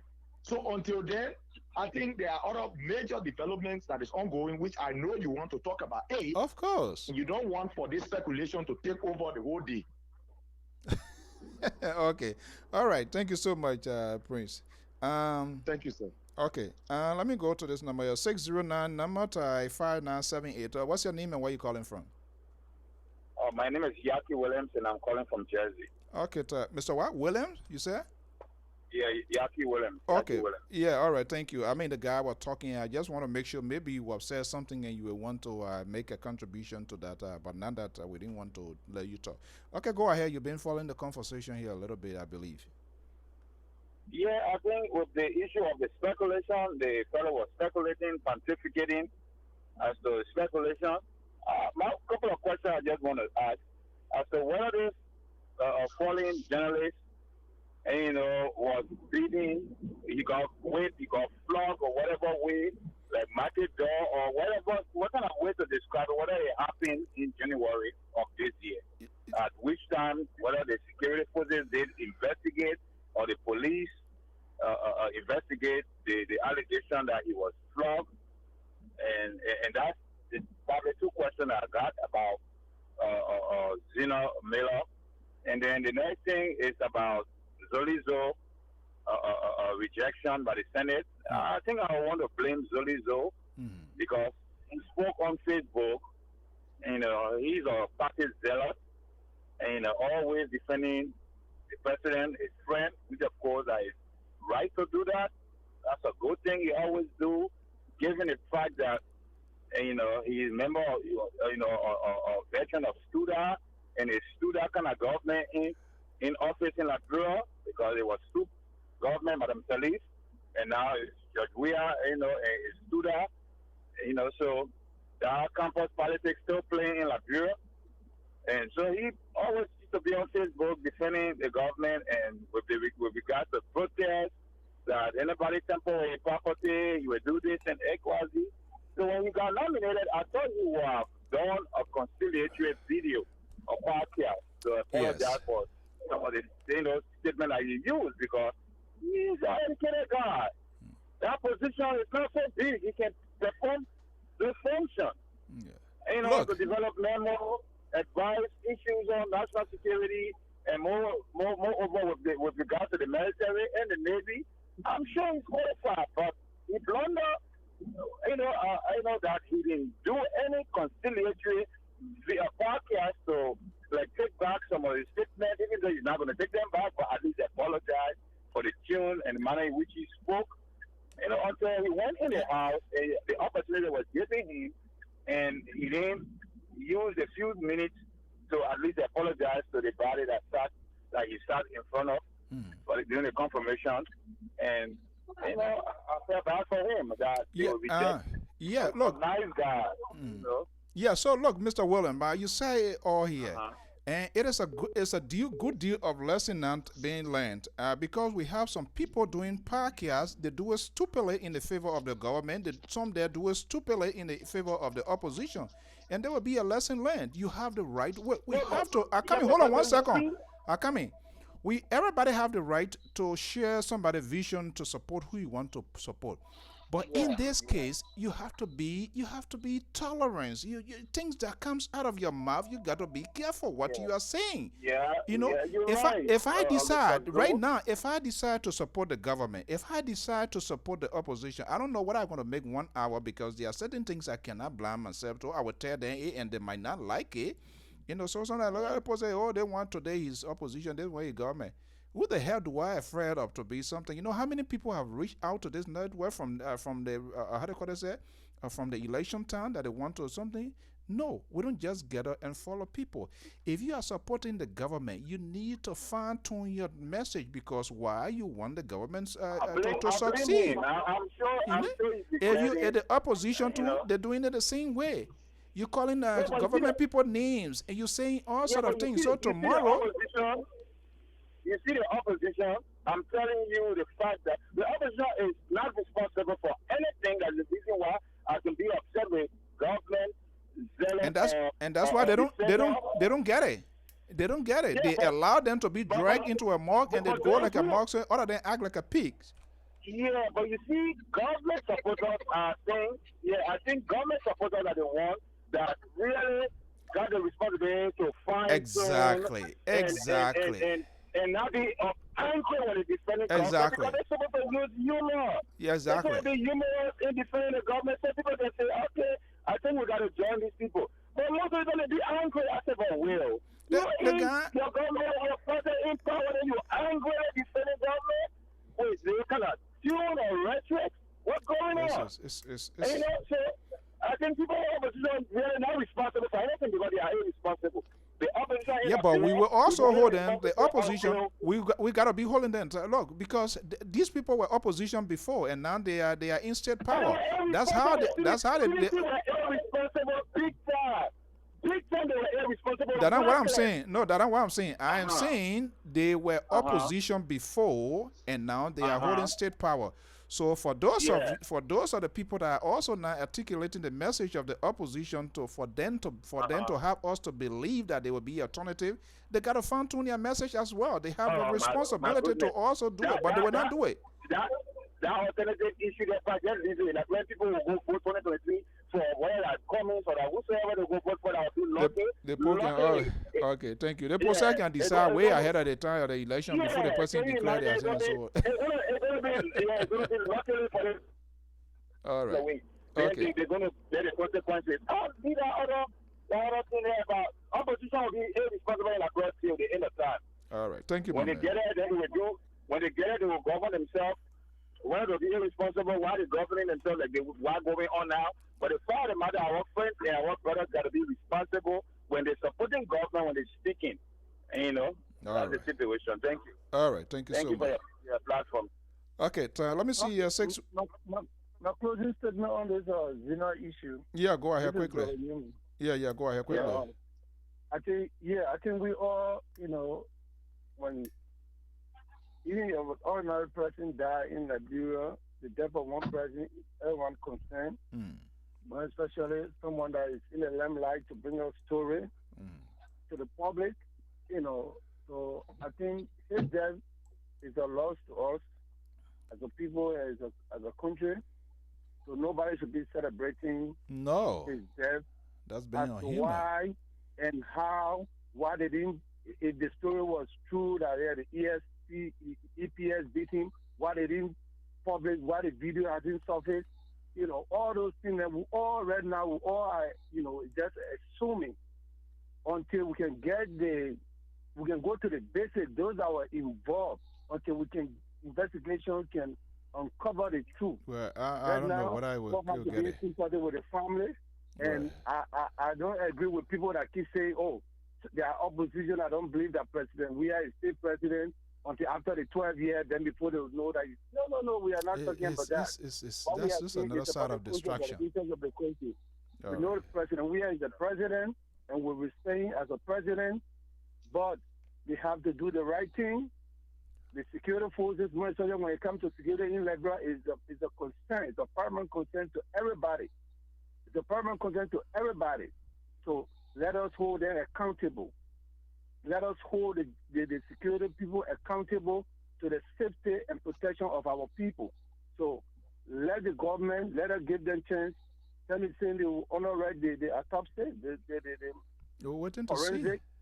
Yeah. So let's wait and see. But there are a lot of information that are coming up. Probably among all the lives, you found one truth in it. So, let's keep holding on and let our brother, he may so rest in peace. All right. Thank you, brother. So, okay. So much, sir. Okay. Thank you so much. All right. Let me see. I got a number here. I got a very limited time here. 612. Yeah, Mr. Zina. Eh? Mr. Zo, how you doing, brother? Good. Good. Who there? Yeah, your friend from Maryland. Oh, okay. Yeah, I just wanted to weigh in on this brother death, Okay. I just want to make 3 points here for your audience to understand. Okay, go ahead. The director is a man that I know very, very well. He's a very trained man. This man have been in the service. Okay, yeah, I'm not going to establish your identity yet for obvious reason know, here. How long has he been in that service? As far do you know? How long? Yes, he's been prior to the war. He's been in the service for 10 years before the war. 10 years. Then after the war, he served the interim government, and then he served the five-man council of states. Okay, now when you're present here, and then after that, then he went and worked with the UN, and he served in the VIP protective unit. He was one of those who were responsible to safeguard the security of the UN officials. He traveled extensively in most of these war-torn countries. So when he talk about training, he knows very well. Okay, so when they call it, yes, I go ahead. Yeah, so on the basis of this, I can make an educated guess here that he's not a novice because I know who you are and with his kind of background here. So I assume he should know he should know the protocols and things that are involved and all of that. But go ahead, make your point here. Let me hear. Okay. So in essence, what I wanted to say is that when they call a code and then they call a name on the air. I'm not in Liberia, but that one of the things I think you and I talked before. The problem with the situation in Liberia, Liberian government, when you politicize, the structure of the security system, right? Then what? It becomes a failure. They had a reproach on the government for good or for bad, So when the service, when I was in the service. So we have what they call BOI, Board of Investigation, which do an internal and external, investigation. For instance, if I've done something to you and then you take my complaint, they will take me to BOI. If I found, guilty of whatsoever alleged crime, right? You have 3 strikes. 3 strikes, you out. Verbal. And then what they do is that suspension, or they discharge you. They discharge you. So Trocon knows very well. And number 2 that people don't understand is that behind the idea of SSS, the Special Security Service, they have a notation there that says that you are authorized to arrest. And after you arrest, they say you turn over to the proper authority. So for instance, if somebody stole something and then you are in the present, you arrest the person, you call police, you turn over the person to the police. Yeah, because you're one of the security apparatus. Exactly. If there's anything that has to do with national security, you send it to NSA. So when they're doing all the things, look, I don't think Trocon will be in the present as a director of SSS to see one of a man to handle, a journalist. I was not there. Okay, so let me put you. Yeah, let me put you on this radar here. And just based on the conversation. Before you bring your point. Before you bring your other point, let me say another thing. The SSS, their jurisdiction is within the executive mansion, wherever the president is. If the president is not in anywhere, you will hardly see SSS personnel. They never for my years, my 10 of years being in the service, we have never go and say demonstration, even just across the road. You talk about 1 or 2 blocks to LU. When LU have the demonstration, you don't see SSS men on LU campus. Either the police, the whole time you will see the soldier become a military rule. So SSS, in essence, SSS, the security services, what are the system is there now? I just don't know, but in what I'm gathering for you, they are only visible when when the VIP or that when the president is around. That's where they are visible. That's when they should be visible and be active. Exactly. Is that what you are saying? Exactly. As a result, even during normal time, you can ask people. Maybe people who are listening to me today, they will confirm it. Okay, so then let me ask you this. Let me ask you this question. You are a vice experienced person here, and you have validated some of his credentials in terms of trainings and how long he has been there. Now, I hate to do this. I hate to go into hypotheticals, but let me just take that and just see that as an example for discussion purposes. If you were in his position, right? As director, and I'm Alfonso, so I'm going to do myself as a case study here, and I got out there and tweeted, say my friend and brother was right there when I was flogged, when I was manhandled, I'm having interest, how many persons were involved and all of that. What next do you think you were supposed to do? Because you are being indicted. Okay, the next thing I was supposed to do was that to come up on the air and then clarify, and voice out whether I was there or not. And number two, if they and call the individual at the time he was not there, and get the individual, call the individual for them to sit down in order for him to identify whosoever was involved in that. And that person was supposed to be faced, with disciplinary, measure. So because I don't know as to whether they say have the structure, because as I understand in Liberia, that your days now, you're not there again. Every day, you see, that's the danger of every president, that people that are being coming, every leader that comes into play, the security, it has to be refined. It got to be so, but everybody that come in, tell you bring it on. 5 men, 10 men, they bring it on. This is what I wanted to say, it's crazy. I'm telling you, this is why cause Liberia today cannot go forward, because always the people had a notion of saying, oh man, the people stay long. When I joined the service, when I was 19 years old. I met people who were there during third man time. And these old people, their advisor, they say, son, you are the future leader. They tell us what to do.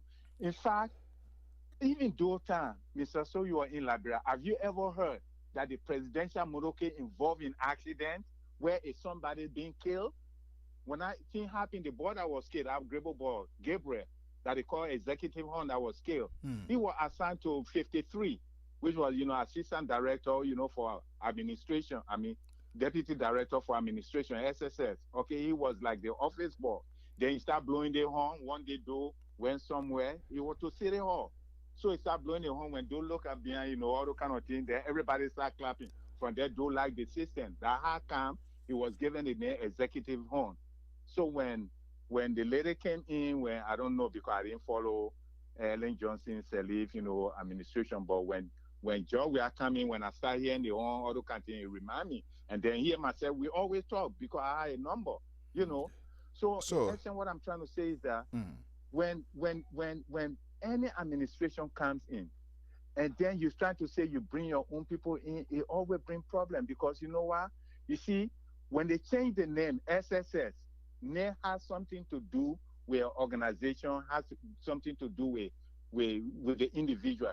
Nobody will name their child Jezebel or Judas. Have you ever heard Liberian people name their child Judas? Judas sold Jesus Christ. Jezebel was influences something, right? Who caused the head of John the Baptist? Nobody named their child. When they changed the name SSS, because the name SSS, it means something. When you go for training, the very first thing they tells you is that they say it's not all right for you to be here. It's a privilege, because you know what? They have thousands of people who want to be in this organization. Yeah. It should be a unique and disciplined institution. But then they change the name to, they want to change the name because they want to have a legacy to Ellen Protective Service. That's what it means to me, Ellen Protective Service. Why she didn't change the name of NSA? Because his son was there. So he didn't change the name, but he picked on SSS.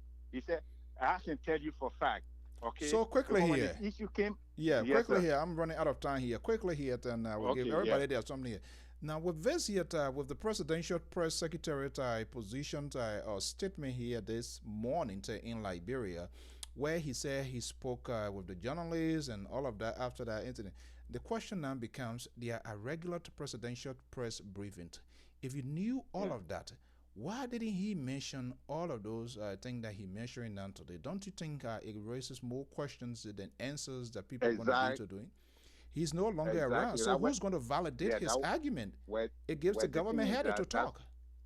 Well, that's why I'm trying to say that you don't politicize, the security network, because if that thing, with the kind of statement he gave by now, he should get a visit, he should visit, either the NSA or CID in order for him to, So I'm telling you, because you know what? I'm telling you, you know what happened? There was, I don't know whether you were in Monrovia. There was an SSS guy by the name of David Bona. Okay, I don't know whether he's still alive now. Wallo is a veteran. Bona there. He's there. Oh, okay. May so rest in peace. If you were in Monrovia in the late 80s before the war, the guy was coming from work, get in a bus, get down to say Freeport, to take another bus to go and Gardnersville.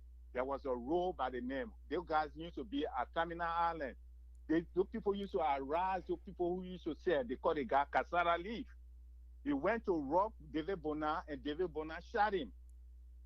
When David Bona shot him, it was in the newspaper. They said, Bonike Kesawali, and all the market women in Freeport, they were happy. But you know what SSS did? They sent to BOR to write a statement. After that, they sent to CRD because it was a murder case. In order for quickly here with your quickly here now. Quickly here. Allegedly, from his accusations, accusing and saying that the director of that is a homicide issue right now we are talking about. What do you think going to happen next from your profession? Why next? I don't know, because if that was during the time when we're talking about the time of security, even though we have our own, deficiency, but by now, even the director's supposed to call and say, look, you make so statements, where you get those statements, why you never get in contact with me? They would have know what to do, but everything in politics and in Liberia. I left Liberia many years ago, so I don't know. And the next thing has to do with the press. You see the pictures that that they have on the board, the Miller guy. That's not a real. That's not. I don't believe that. People can tweet and do also. I don't believe that. They put on Facebook. If it were there, why it didn't even surface all the other things? That's the same nonsense I'm talking about. No, that's everybody are compromised in that country. Everybody compromised. The press compromised. The government compromised. The opposition all of us, civilian, everybody compromised. The picture that they put is a mistake, because when I saw the picture, I know the lady whose son's picture is. That they take for David. Sunday when I saw that, I called the lady. She's somewhere in Philadelphia. I called. They acting like then the lady had to call Monrovia because she was all in tears. Say, "Oh, my son." And later when they call, they say, "Oh no, oh my, you know what? That your son friend." They were all this. The lady's son also is a journalist. Say, "Oh, that your son friend." Since we don't have a picture, that a friend. That why we put a picture there. But they should have let him know that was not his son. So. Thank you, Mr. So, for what you're doing, I just want to give my input about this guy. So you shouldn't picture this man, some kind of, some kind of say bad guy. This guy is a well-trained, qualified. But sometimes these guys, their hands are tied, because when you politicize, they need to loosen their hands. It's inexcusable. Let them loosen it. It's just like, say, so you in the police, you go arrest somebody who's a notorious criminal, okay? You defraud some people, then when you go look the next day, the man in the street, some kind of director or minister or this, you say, "Oh, you're free the man." So how you expect these people to do their work? Yeah. So thank you everyone so much, man. This thing, it's a very sad. A young man trying to make his life. Now he had to die, with that kind of thing, So thank you ever so much for the time, man. Okay, great. Yeah. Okay, let me go to my guys here, folks. I'm extremely out of time, but I'm going to allow you guys 1 minute each. 612, have you spoken? No. 612, are you there? 612-9634. No, yeah, I'm here. I have never spoken. I've been here. Oh, okay. Yeah, sorry. Yeah, go ahead quickly here. Maybe I can spare you 2 minutes. Is that okay? Yeah, well, I will try anyway. Okay, well, so yeah, go ahead. Yeah. Yeah, my only problem here is that I am happy and I'm sad that Zolizo was rejected, even though there is still a room. This, this, here is my happiness. My happiness is that it is going to show some sense of it could be some sense of responsibility to the Senate that yes, you guys have a job to do. But the sad part is that if you rush in making these kind of decisions, things because they travel, things that are travel are very hard to control. If you rush and make these kind of decisions and you don't have no guide rails, man, you're putting yourself in serious problem for the next time because I can assure you there are tons and tons and tons of Liberians, even the people in the opposition now.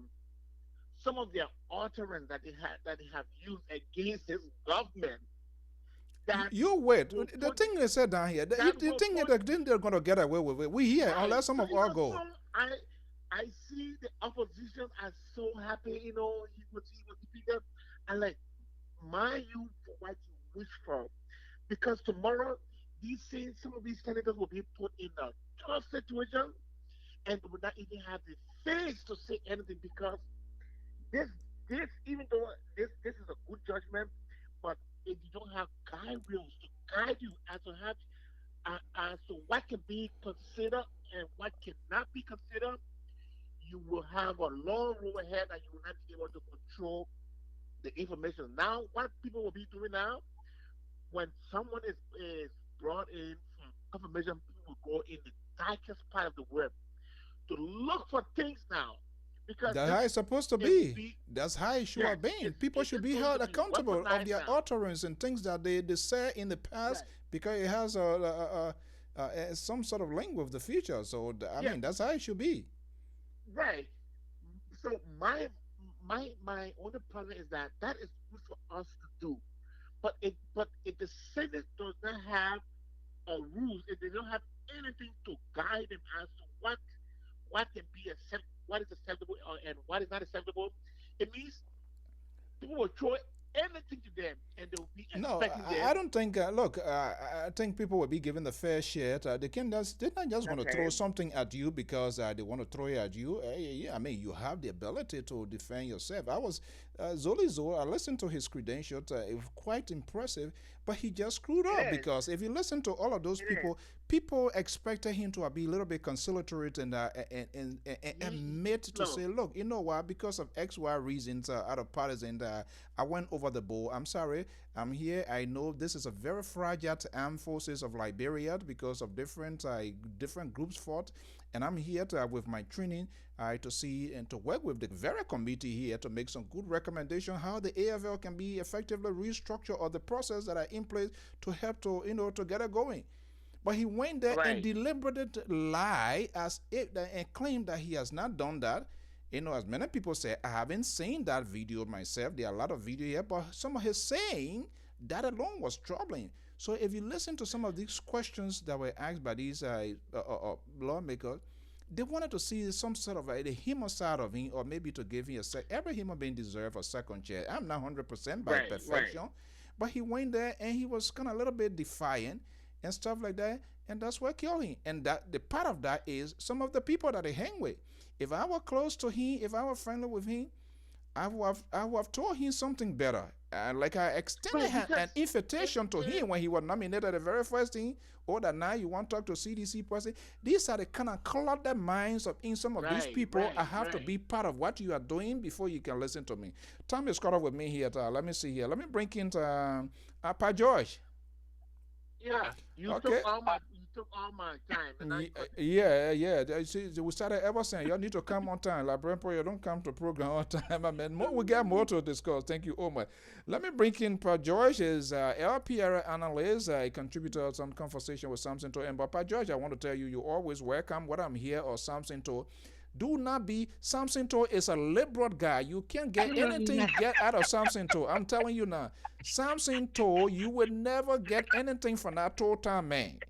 Anybody from Total, he needs to go to Grand Gita now to start working on that road. He says in California, and every day, roll, Dr. Weir. He needs to go to Grand Gita and start seeing about the Sesta River Bridge. Today, my brother is heading to Grand Gita, and Sesta River Bridge is almost at the point of falling down. Samson Toe is here designing bridges, designing roads here for Sacramento. He doesn't want to go, and every day, roll. Pa George, go ahead. Okay. But you're the managing director. I just want to say thank you. I was saying him for assignment. He needs to go to Liberia. Like he goes here about my Grand Gita road. Yeah, man. But anyway, thank you, sir. And as I said, to Liberian Public Radio. Well, Mr. To, this is why I have said government need to be careful. Right. And nobody should be under the illusion that it is not government responsibility. No. Once someone dies, a mysterious death occurs, the government comes in to take over. Right. That is the state responsibility. That is the state responsibility. And some of them were in Liberia. We used to refer to the SSS as private security to the president. That's how we used to call them. Right. We said they were private security to the president. But nowadays, you see people, when they work at the mansion, as SSS or whatever, they come in the street, they behave like they are above the law. It's sad. And if that man, what the last of the call before said, Mr. Trump, from what this man said, you're a well-granted trained man. He's not a newcomer. They are Waller, they're not a newcomer. Yeah. So what are people listening to them too? That's another version of it. Yeah. Why would your liar said to be dragging the kind of thing that you should have handled a long time ago? Now look at where we are. But on the overhaul, credibility is always issue, Mr. So. Anything you drink, when people lack credibility in you, you have a serious problem, and this is the problem the government is faced with. Right. Even if the government does the right thing, people all point to the pattern. Yeah, even if who knows whether the brother has some medical issue, whether he was not taking a medication. I mean, we talk to people, there are a lot of variety of things, but with the circumstances and circumcisions, things that are surrounding the thing, it makes it difficult. It keeps people distracted. It's just horrible. Yeah, so I would just say we'll continue to follow the story as it develops, but we hope that we should learn. What is the lesson we're learning from these things here? That is the biggest question. When these things happen, what do we learn from it to prevent something like that from happening? That is the biggest question we should be asking ourselves. Now repeating the same thing over and over. Now here we are now, young men gone, look at what we're doing now. Press secretary come and say he opened a can of worms. Giving people headache. I have to take an ibuprofen from here. Just give a headache because we are forced to talk about it. Yeah, I just said we're talking the other side this evening. Okay. But I hope Mr. Tor is watching. I know by how you play the video. He brought me in and with your advice. I'm not a liberal. I'm a centrist. Oh. I don't take no side. That man, whether you listening or not, that man, you were not coming to me. That man, you were not saying that man that a liberal. That man lives in California next to Nelson Police. What you expect? When they say complete 100% liberal guy, that's something to that who he is. You see him there. All right. Yes, but he's a decent guy. All right, he's a decent guy. Yeah, I really enjoy the relationship of being around you people, you and Mr. Toe. No, we're gonna there are some other systems we are introduced to. In the next few times, our guys was really start active, and I have followed your conversation for the most part, and I don't like people who are fake, and you are not one of those persons, because when the opposition does it wrong, you say it. When the government does it wrong, you say it. It's not those kind of people who play that sort of. Nobody here with any patriotic Liberian will hit any human being on earth, not Liberia, to hate their own government, whether you support the government or not.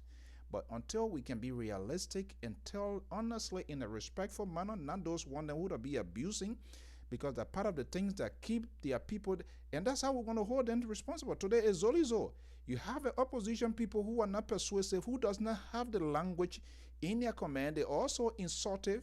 They will give them job. Then tomorrow, then we'll get them on the radar. It's Zolizo today. Tomorrow it will be people. People have said some ridiculous thing until they can come out and denounce and say, look, I am sorry. Each and every one, just how we hold government responsible, just how government are held to their feet, we got to hold the opposition. And even me as a talk show person, as an anchor here, if I say things that does not sounds right, that has the ability to create chaos in my country or in the community, I think I must be held accountable. No one should be exempted. No one is above the law. And I think that's how we're supposed to do it. Well, folks, time has caught up with me here this evening on this beautiful day here. I am Afonso Zienso. I want to thank you so much for being part of this program. The Forums is a regular program. It comes your way right here on Liberia Public Radio, LPRO TV from the East Coast. I want to thank you so much for being part of this program. By God's willing, same time, same station. I will be back here again on another edition. Hopefully for those of you within the proximity of Philadelphia, there's a big event in the making. If it goes well, I will be hosting Aishat, is one of the community leaders.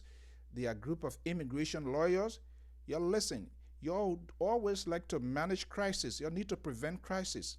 Now there are a lot of regulations with immigration laws or some sort of pathway now for Liberia. There are a group of lawyers volunteer to act.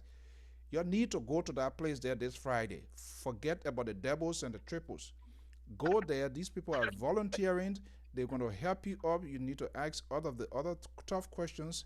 That's the All Liberian Diaspora Women Organizations in collaborations with Victory Harvard Fellowship Ministry. They're going to be having this all immigration awareness. Y'all know Donald Trump, right? Okay, so the way he may say today, tomorrow, that man can tweet and change everything around. You better make use of that if you know you have an issue. You always like to wait until things catch your throat.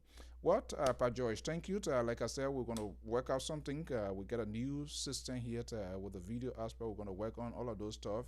I know you called yesterday, but I was a little bit tied up, and I messaged you too, so we're going to get that going.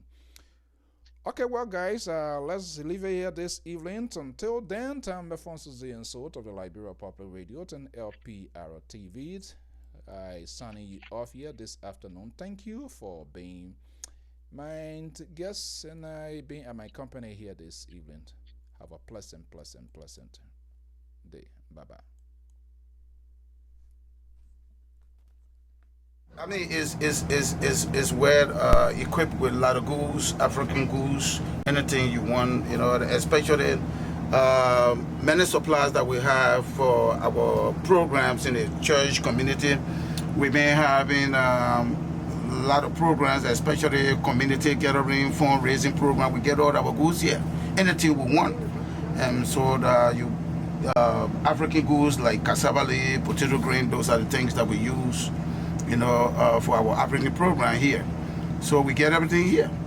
And so especially he brings in a lot of supply for our church program, a lot of instruments from Africa, salsa, samba, and even the motor pencils and everything from Africa. We get everything here. Even the lappers and other material that the women in the church get, we get everything from his store here. So his store is well equipped with a lot of goods, you know, it's well full with a lot of material that you want here. Palm butter, you know, a lot of things, rice, you know, fish. We get everything here.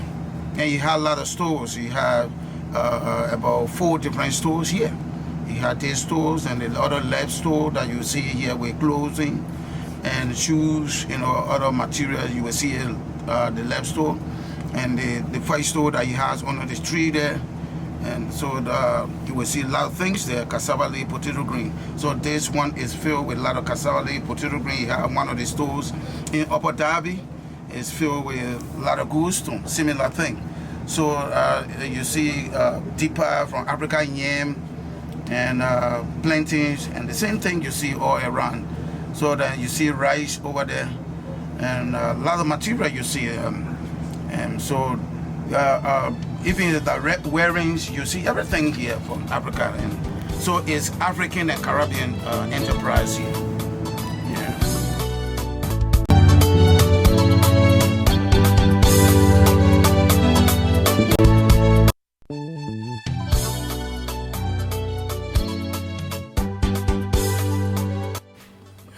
doing?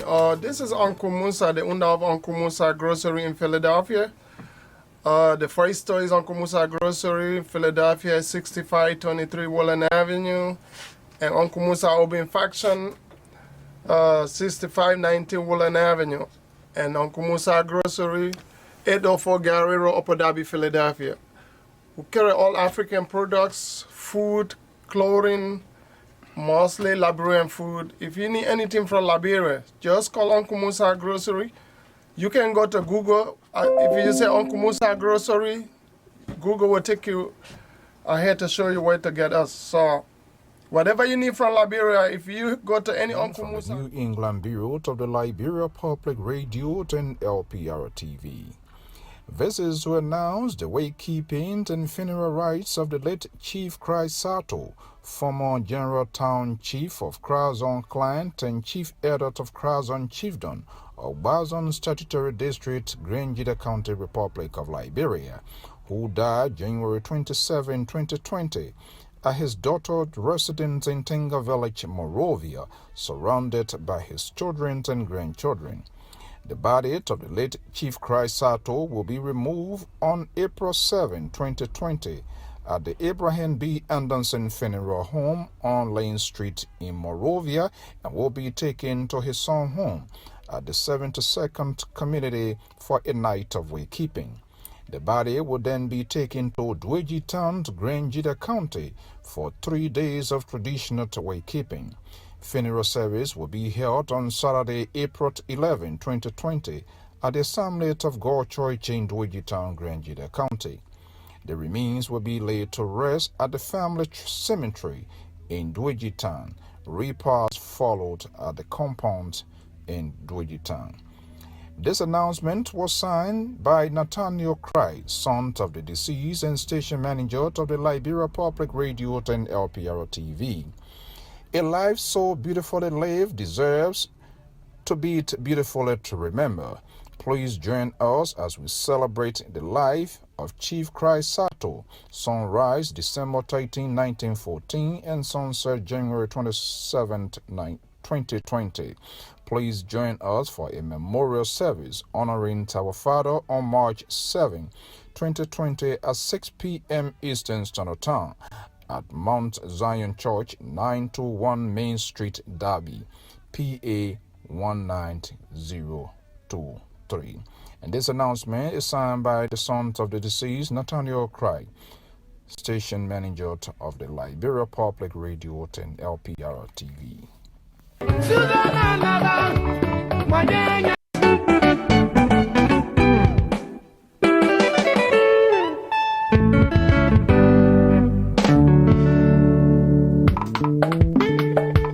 To bring you this obituary announcement from the New England Bureau of the Liberia Public Radio and LPR TV.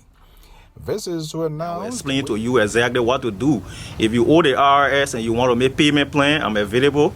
I can help you set up a payment plan with the IRS to start bugging you. Another thing I do is there are other people who want to pay estimated taxes. The IRS write them a lot.